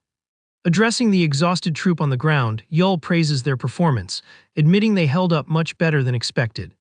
He reminds them anyone can quit at any time, but guarantees a special reward for whoever completes the goal of the day. With a firm voice, the leader promises to give them exactly what they desire most in the world if they keep pushing. Panting on the ground, Teeson asks if they heard right and warns the whole team is much more stubborn than they look. Far away, the counselor scratches his head, not understanding absolutely anything of that bizarre training dynamic. He is intrigued to see the warriors' exhausted faces fill with instant determination after that vague promise. During the dark early morning, a yell of frustration echoes, breaking the dense silence of the forest. Walking alone through the shadows of the trees, the captain follows an isolated path far from the main fortress. Stealthily, Doan follows the target's footsteps, keeping a safe distance through the woods. The spy swears to himself that tonight he won't go home without pulling the mask off that supposed scholar.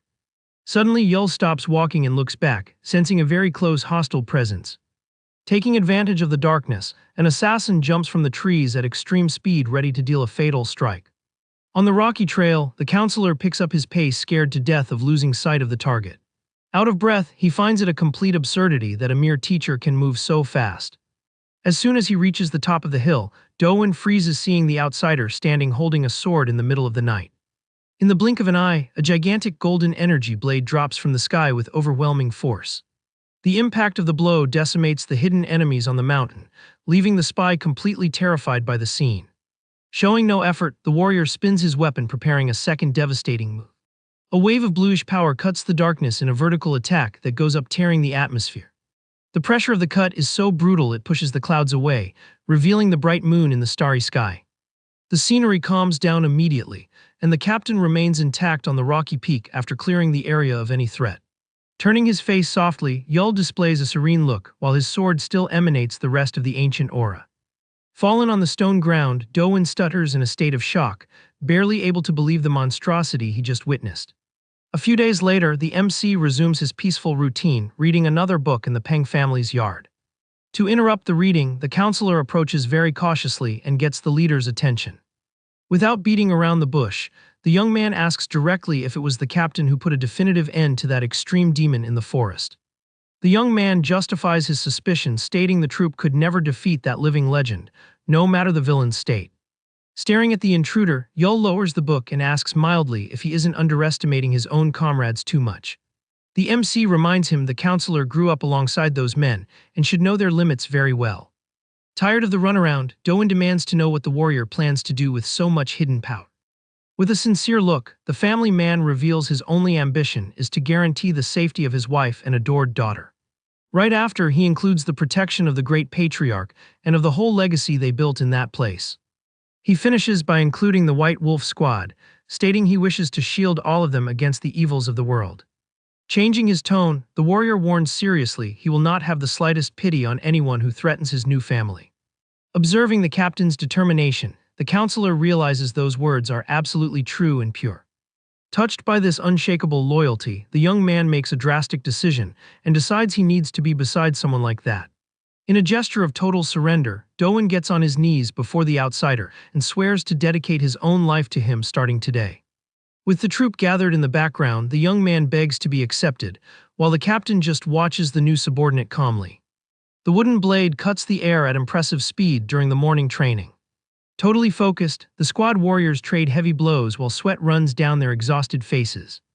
Spying the scene from afar, two counselors are shocked to see the troop's dedication, wondering if those thugs really defeated the feared legend. Crossing the yard with peaceful steps, Yul watches his subordinates trying their best at practice. The captain finds all that willingness somewhat curious. In his thoughts, he remembers those exact warriors formed the ruthless troop he knew in his past life. Lifting absurd weights, the boys prove they possess an unusual brute strength. The tragic image of their fate crosses the MC's mind, who deeply hopes things don't end that way this time. While the team intensifies hand-to-hand combat, the outsider analyzes every move carefully. With a look loaded with determination, the family man swears to himself he will ensure the safety of everyone there. But the confusion starts when Teeson approaches desperately, demanding to know what their mistake was for the captain to give 2 whole days off. Right behind, the rest of the pack goes into absolute panic, begging the leader not to give up on them suddenly. Trying to calm things down, Yul clarifies it's not a punishment, explaining they just need to rest to absorb the training. The commander reinforces that pushing their physical structure to the extreme every day is not the only way to evolve. Using his sharp perception, he clearly notices the team's muscle fibers have already reached a critical point of wear. Assuming the position of team leader, Kimu tells the big guy to stop complaining and accept the order, making Teeson lower his head, totally frustrated.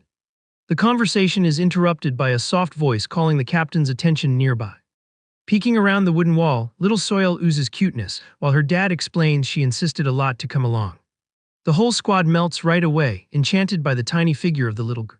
Taking a step aside, the warrior encourages his daughter to greet the brutes politely. Stepping out of hiding, she gives a charming bow and says a very shy hi to the boys. The tough fighters become completely surrendered by the child's sweetness.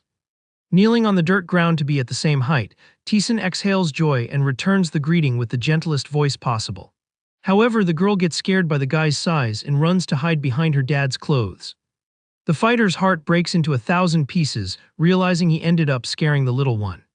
Devastated, he laments the fact the child didn't fear the scary great patriarch but ran from him, while Yul finds the situation fascinating.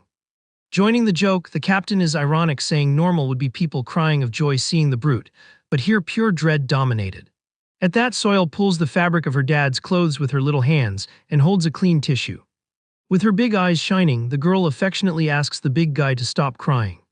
The cuteness hit is fatal, and Teeson takes the tissue, shedding rivers of happy tears, thanking her for the gift while the commander finds the scene amusing. The fun is interrupted by Seojin's arrival, who walks up to them asking the reason for so much joy in the yard. The young heir praises the group's dedication, commenting on the rumors that the squad is now the true image of the family. Trying to maintain humility, Teeson thanks him for the words, but emphasizes they still have a long way to go. Satisfied with the polite answer, the prodigy shows himself to be quite friendly. Turning to the outsider, Seojin confesses he came there because he needs to ask for an important favor, being promptly attended by his brother-in-law. Changing scenery, the two walk through a serene garden while the heir suggests they enjoy some fresh air. Admiring the natural landscape, the young man gives an official welcome to the guy and thanks him for the excellent job he has been doing. A warm memory pops into the prodigy's mind, showing his sister and the warrior delivering food peacefully in a difficult moment. The heir guarantees taking care of the family is already more than enough payment, only wishing they have long and happy lives in the clan. Observing the trees, Seojin shows curiosity about the famous Sodom village, commenting his sister talked a lot about the beauty of that place. Sitting in a quiet pavilion, Yul reflects that village was his personal refuge whenever the world's pressure became unbearable. He remembers the tense day he saved the residents from an attack, only to be blamed by them right after out of fear of the villain's retaliation. But the captain didn't lower his head and assured those scared people he would take full responsibility for what was to come. The memory shows the MC defeating the threats repeatedly until the village people could finally go back to living in peace. Listening to the story's outcome, the young man exhales gratitude and points out his brother-in-law only managed to keep that promise because he survived. Keeping the pleasant mood, Seojin confesses he never had the chance to truly thank the mysterious man who saved his life in the forest. The young man admits at first he thought the theory was crazy, but now is absolutely sure that masked hero was his brother-in-law himself. The family man remains in absolute silence, just listening to the boy's sharp deductions. Pouring some tea, the heir asks what the true reason was that led the outsider to risk everything to protect him that night. Staring at the steaming cup, Seojin deduces the answer is much simpler than it seems. He concludes he did it because the prodigy was the first person in that fortress to accept the ex-scholar as a real part of the family. A memory resurfaces, with the young man remembering he expected to see his brother-in-law humiliated by others, but he was welcomed with open arms by the boy. The illuminated image of his niece strengthens the certainty the warrior hid his power for a good reason, but warns things will get very complicated soon. Offering total support, the heir guarantees the clan will provide all necessary structure when the captain decides to reveal his true strength to the world. Yul finds the protection offer funny and returns the question, suggesting the young man doesn't wish to rule and just wants to live free from clan pressures. The outsider's expression gets serious as he reflects out loud on this pure and sincere desire for freedom. With leaves dancing in the wind, the MC seals his loyalty, warning he will stand by his brother-in-law simply because they are a united family. Far from that peaceful pavilion, a large entourage quickly approaches the main gates of the enormous property. Watching the sudden movement, two family guards whisper about the arrival of the unwanted guests, fearing the dark stories surrounding them. Carrying heavy boxes, the subordinates find it absurd the patriarch allowed this violent scum to enter the clan's sacred lands. Inside the main hall, one of the elders questions the patriarch with much concern if they are really going to host these problematic people.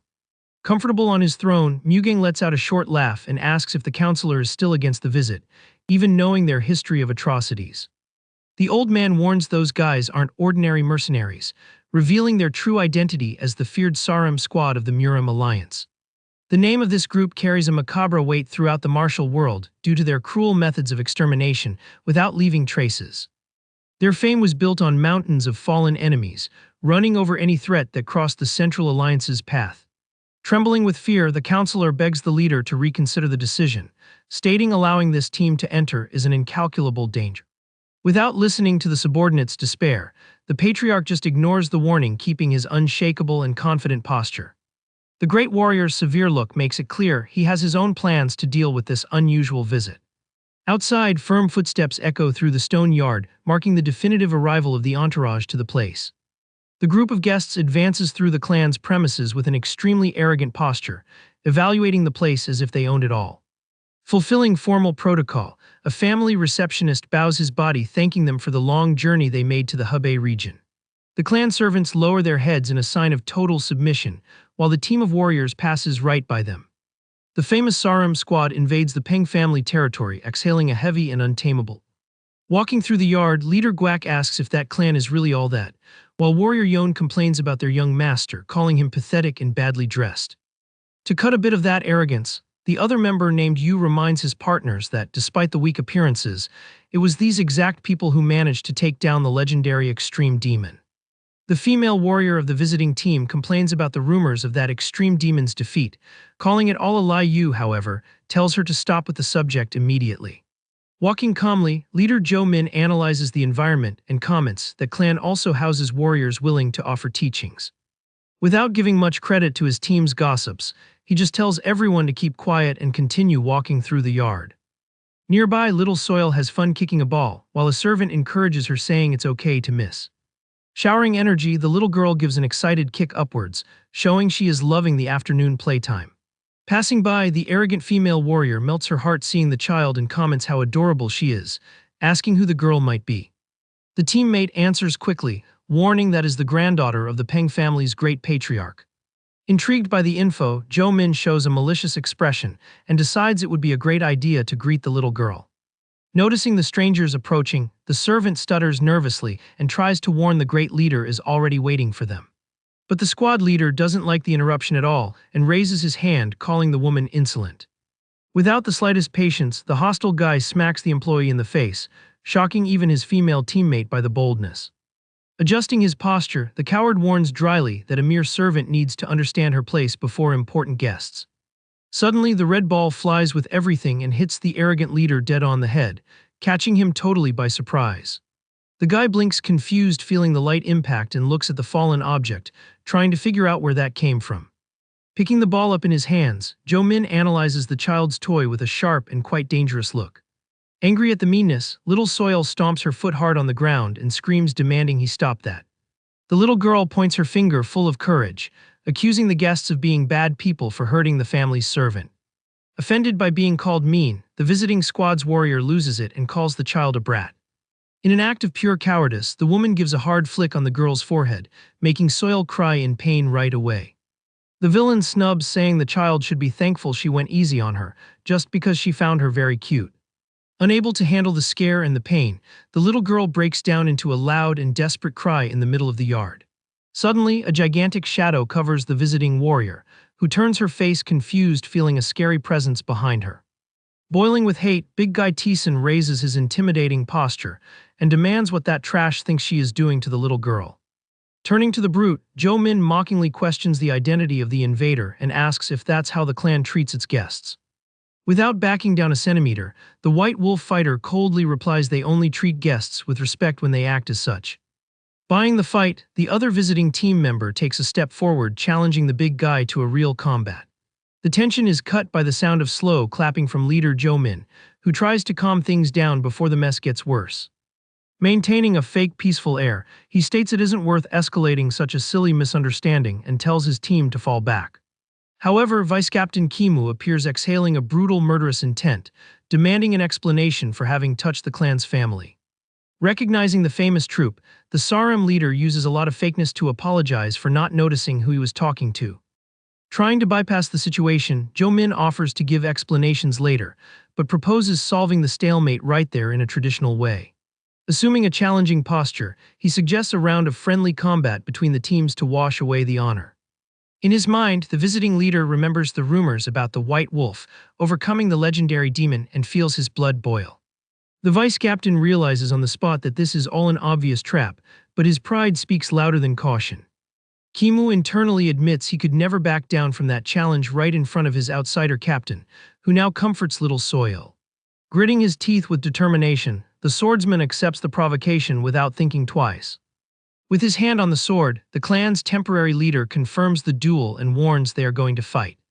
Away from the yard in the grand main hall, the young heir asks his father if he isn't even a little worried about the visit. Drinking his tea calmly, the great patriarch laughs at the question and says there is no reason to fear those insignificant worms. Finding his father too optimistic, the prodigy suspects the leader has some other hidden motive for having allowed that team in. Praising his son's smarts, the old man warns he doesn't need to know the details now, but the conversation is interrupted by a subordinate. The guard panics in the room, trying to catch his breath to report the mess that just broke out in the outer yard. Hearing the news, the patriarch hits the table with a force so brutal it shatters the wood, totally outraged. Boiling with hate, the supreme leader growls that the damn guests had the audacity to harass the house's employees. The old man's fury reaches its peak upon finding out the visiting scum had the guts to lay a finger on his adored granddaughter. Out of control, the patriarch stands up demanding to go there immediately to crush the culprits with his own hands. Desperate to avoid a diplomatic war, the young heir begs his father to stay and warns he is going to resolve the situation politically first. With the old man contained in the hall, the prodigy leaves in a hurry, leaving the leader fuming with rage in his chair.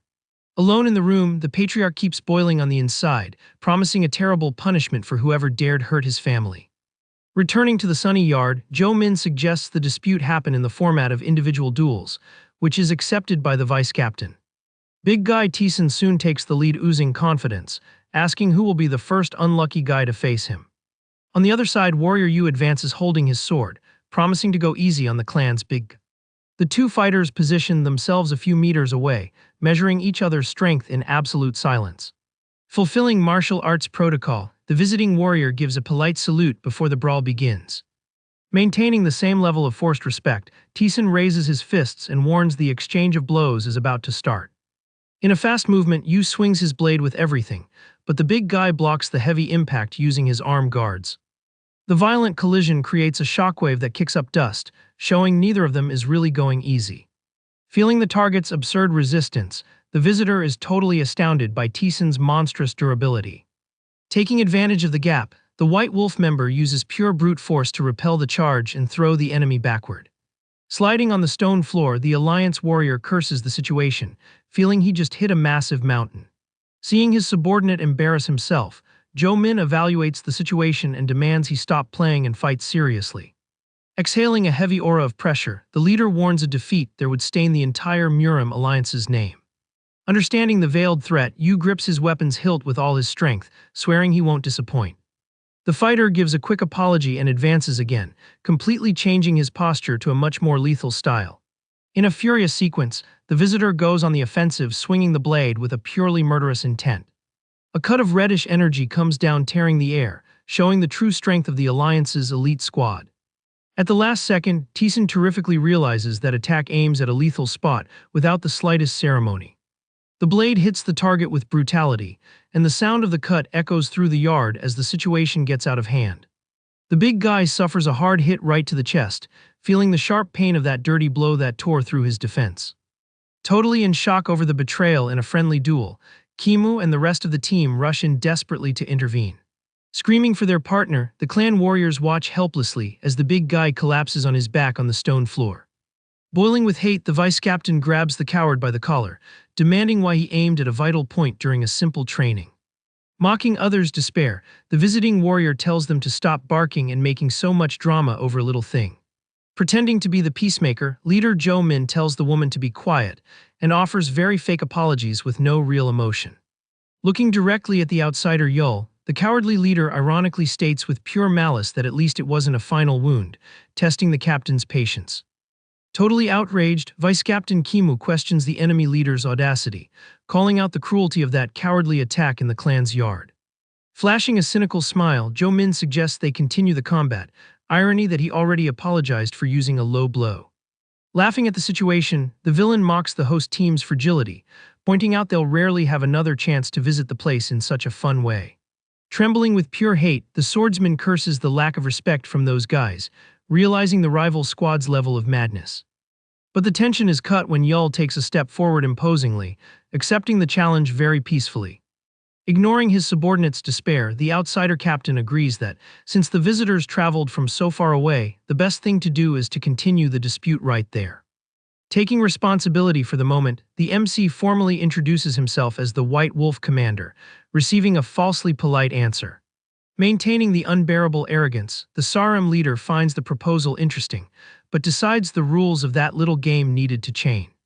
With a challenging look, he meanly suggests the two face off in a survival match to test who really runs the place.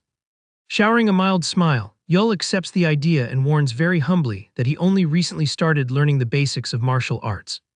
Feeling totally offended by the fake modesty, the visitor accepts the provocation right away, thinking he's being made a clown by the rookie.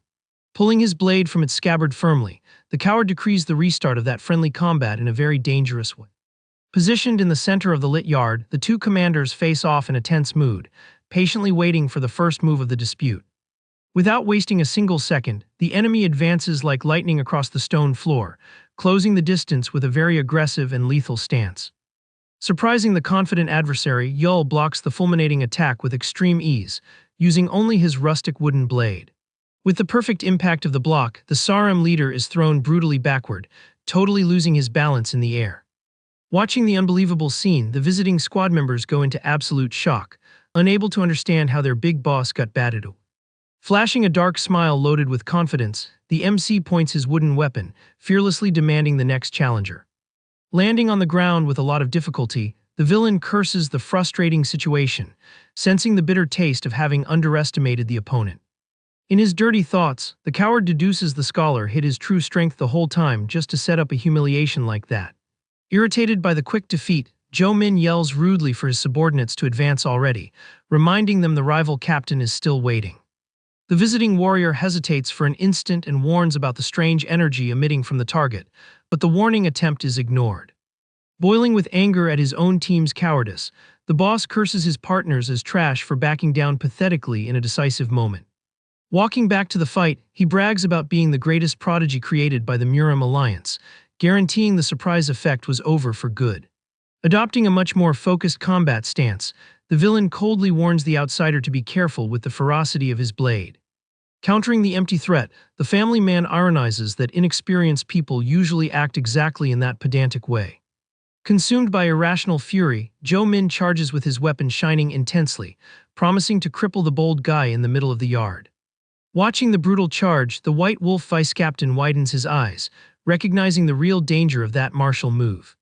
The swordsman explains scared that it's a supreme technique passed down directly by one of the ancient emperors, which proves the severity of the attack.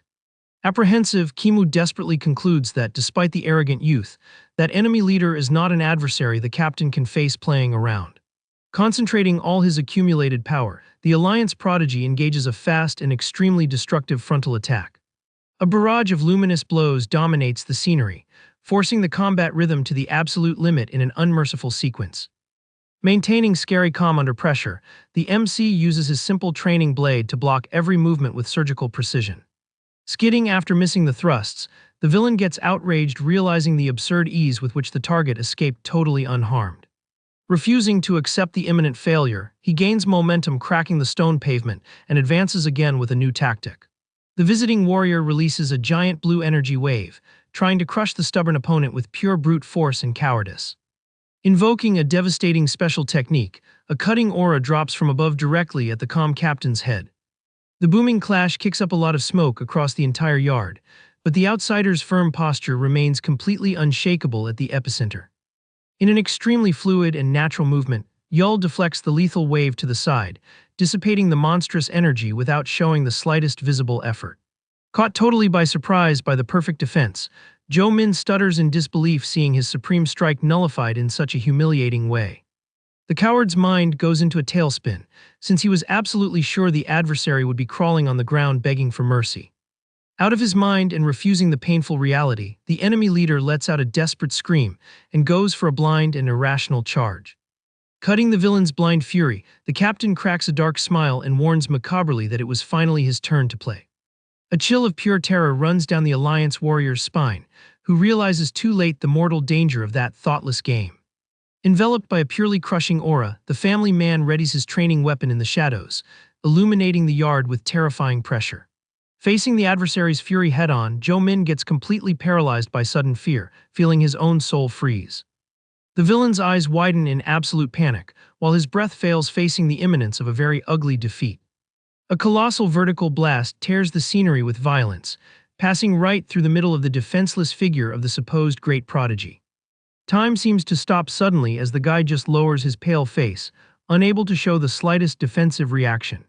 With no strength in his legs and his warrior spirit broken, the coward collapses to his knees on the stone floor totally surrendered.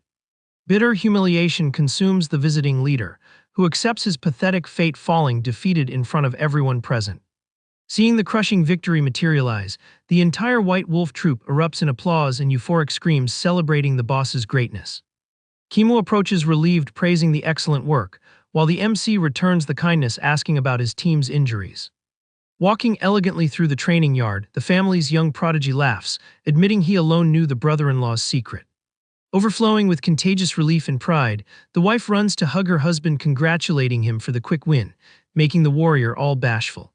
The couple's warm hug seals the end of that unnecessary tension once and for all, showing the deep affection they built. Observing his gathered family and his subordinates partying, the captain takes a deep breath, with a clear conscience for having taught a good lesson. Clinging to the rough stone floor, the hurt villain lets out a groan of pure pain, desperately trying to recover a drop of his dignity. The visiting team runs nervously to help the fallen boss, while he lets out a muffled yell of extreme frustration. Consumed by a dark hate and bruised ego, the coward swears to himself he will never accept such a pathetic downfall without getting payback. In shock with the mess, the Alliance warrior suggests they scram right away, even having just arrived at the Grand Clan. Trying to act more sensibly, the partner advises it would be wise to rest from the long trip's exhaustion before any escape. The defeated leader's gaze narrows in a mix of madness and deep grudge, totally ignoring his team's logical warnings. Driven by uncontrolled rage, the coward takes his immense frustration out, giving a very violent slap to the face of his own subordinate who was helping him. Staring at his companion fallen on the wooden floor, the villain coldly threatens any member who dares to question his orders again. Taken by the total insanity of the moment, he decrees in a psychopathic way that he will put an end to anyone who doesn't obey quietly. Tense silence takes over the dark corridors as soon as the heavy doors close, marking the sneaky exit of that unwanted group. Under the cloak of the freezing night, the Alliance scum runs away cowardly from the Peng family lands, without saying goodbye to absolutely anyone. Standing with arms crossed high up on a building, the outsider watches every step of that hasty and silent escape from afar. With his clothes swaying gently in the night wind, the captain makes sure their path out is definitive and free from more trouble. The wide view of the lit fortress contrasts wonderfully with the dark mood of the small entourage leaving through the cold mountains. Showing a peaceful smile on his face, the family man feels an immense relief for finally cleaning the yard of that very unpleasant presence. The dense and intimidating forest quickly swallows the group of losers, marking the shameful end of that diplomatic visit full of hidden agendas. The MC's sharp look makes it very clear that, despite his apparent calm, he will always remain vigilant against any trash that shows up. Running through the woods in absolute despair, the visiting leader's disturbed mind boils with terror, remembering the bold guy's crushing pressure. He remembers that, even if only for a moment, he managed to taste the bitter flavor of his own end facing that scary attack. The image of the outsider's unshakable posture haunts his mind, making him feel like a completely miserable piece of trash. Boiling with grudge, the coward tries to calm down, clenching his fist, and decides he simply must never cross that monster's path again. Back at the fortress, the captain admires the starry night and smiles, quite satisfied with the promising future awaiting him. Far from there, the visiting team's escape is suddenly interrupted when small spherical objects roll across the ground near their feet. At the same time, the family man senses a bizarre change in the air and turns his face, very startled by the danger. The forest scenery is taken over by chaos when the spheres explode, releasing thick smoke, making the warrior yell desperately for everyone to hold their breath. When the purplish dust settles, the Alliance scum notices under the moonlight that they have been completely surrounded by a group of macabre figures. Taking the front of the blockade, the invaders' leader displays a scary smile on his mask and confirms he finally found the famous Sarum squad. Covering his face because of the poison, the coward widens his eyes, recognizing the dark skull emblem on those clothes. Completely panicked by the ambush, he stutters, asking what the demonic cult's feared extermination unit is doing in that place. The macabre villain makes fun of their kindness to leave the fortress so early, praising that the toxin smoke did its job well of trapping them. Feeling the substance's effect lock his internal energy, the defeated prodigy sweats cold, trying to think of an urgent escape route. Next to him, the teammate goes into total shock, murmuring the cult's name with pure dread, facing the imminent danger. Without thinking twice, the leader turns his back and runs desperately through the bushes, ignoring his partner's screams begging him to come back. The lackey's plea is silenced immediately when a blade pierces his body in a dirty attack from behind. The young man collapses lifeless on the dirt ground, drawing a scream of horror from the woman, while the assassin mocks the Alliance's supposed elite. Hidden behind a thick tree, the runaway leader spies on the tragedy and concludes those cultists definitely came looking for something very important. Consumed by selfishness, he swears to himself he needs to survive at any cost, even if he's the only one to escape that terrible situation. Cornered by enemies, the warrior demands to know what those people want with them, receiving an ironic compliment from the old man for her quick thinking. The cultist authoritatively decrees he will spare only one person to leak confidential information, turning the survivor into their direct spy. He coldly explains the victim will receive a mark on their body and be forced to swallow a control poison that guarantees total obedience forever. Trembling with terror facing imminent defeat, the woman stutters a bit before accepting the humiliating proposal to manage saving her own skin. At that, the coward jumps from his hiding spot, flashing a gross smile, formally introducing himself as the true commander of that squad. Without the slightest drop of shame on his face, he pushes his teammate roughly, guaranteeing he will be a much more useful spy than her. Finding that betrayal wonderful, the old man raises a finger, warning calmly he has just one small request to seal the deal. Pointing at the scared woman, the cultist demands the young man eliminate his own companion right there to prove his loyalty, leaving the coward beaming. Letting out a sick laugh, the guy accepts the term without hesitating a second, stating he already intended to put an end to her anyway. Outraged by the disgusting attitude, the warrior calls her former boss trash and screams he will burn in hell for his betrayals. The sound of a quick cut echoes through the cold forest, silencing the insults and eliminating for good the last obstacle in the selfish villain's path. Very satisfied with the scene, the macabre old man puts his hand on the young man's head and praises the cruel attitude, calling him a talented individual. With an imposing posture, the villain celebrates recruiting the new ally for his feared unit and tells him to prove his worth from now on. Dirty with the result of his own betrayal, Joe Min follows the order, showing a wicked smile, promising to faithfully obey the new command. However, the coward's arrogant pose crumbles in the blink of an eye when he notices a completely absurd movement around him. In the red-lit shadows, the imposing figure of the outsider captain appears out of nowhere to ruin the traitor's party. The trash's eyes widen bizarrely as shock paralyzes his entire bruised body upon recognizing the monster. In an overwhelming and almost invisible charge, Yul tears through the forest scenery, defeating the entire troop of cultists in a single merciless move. The family man lands very lightly and laments the villain's choice, commenting that level of cowardice was exactly what he had predicted. Bathed in moonlight, the hero coldly states the guy's fate would be quite different if he had kept his honor to the end. Trembling in dread on the ground, the survivor cries pathetically, trying to justify he only did that dirty trick because he needed to survive. The warrior's mind travels to his past life, remembering this same alliance noble also betrayed his partners and committed countless atrocities for the cult. Returning to face reality, the MC confesses serenely that he really hoped the young man would take a different attitude this time. Tossing his weapon in the air, the captain decrees in a dark tone that everyone must face the consequences of their own choices. The attack falls with absolute precision, ending the existence of that selfish trash for good definitively. Contemplating the field covered by defeated people, the outsider notes the best story to be told there is that the two groups destroyed each other.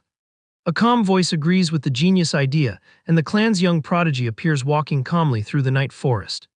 The air supports the mutual destruction excuse to prevent the problematic rival squad from ending up becoming a symbol of heroism in the region.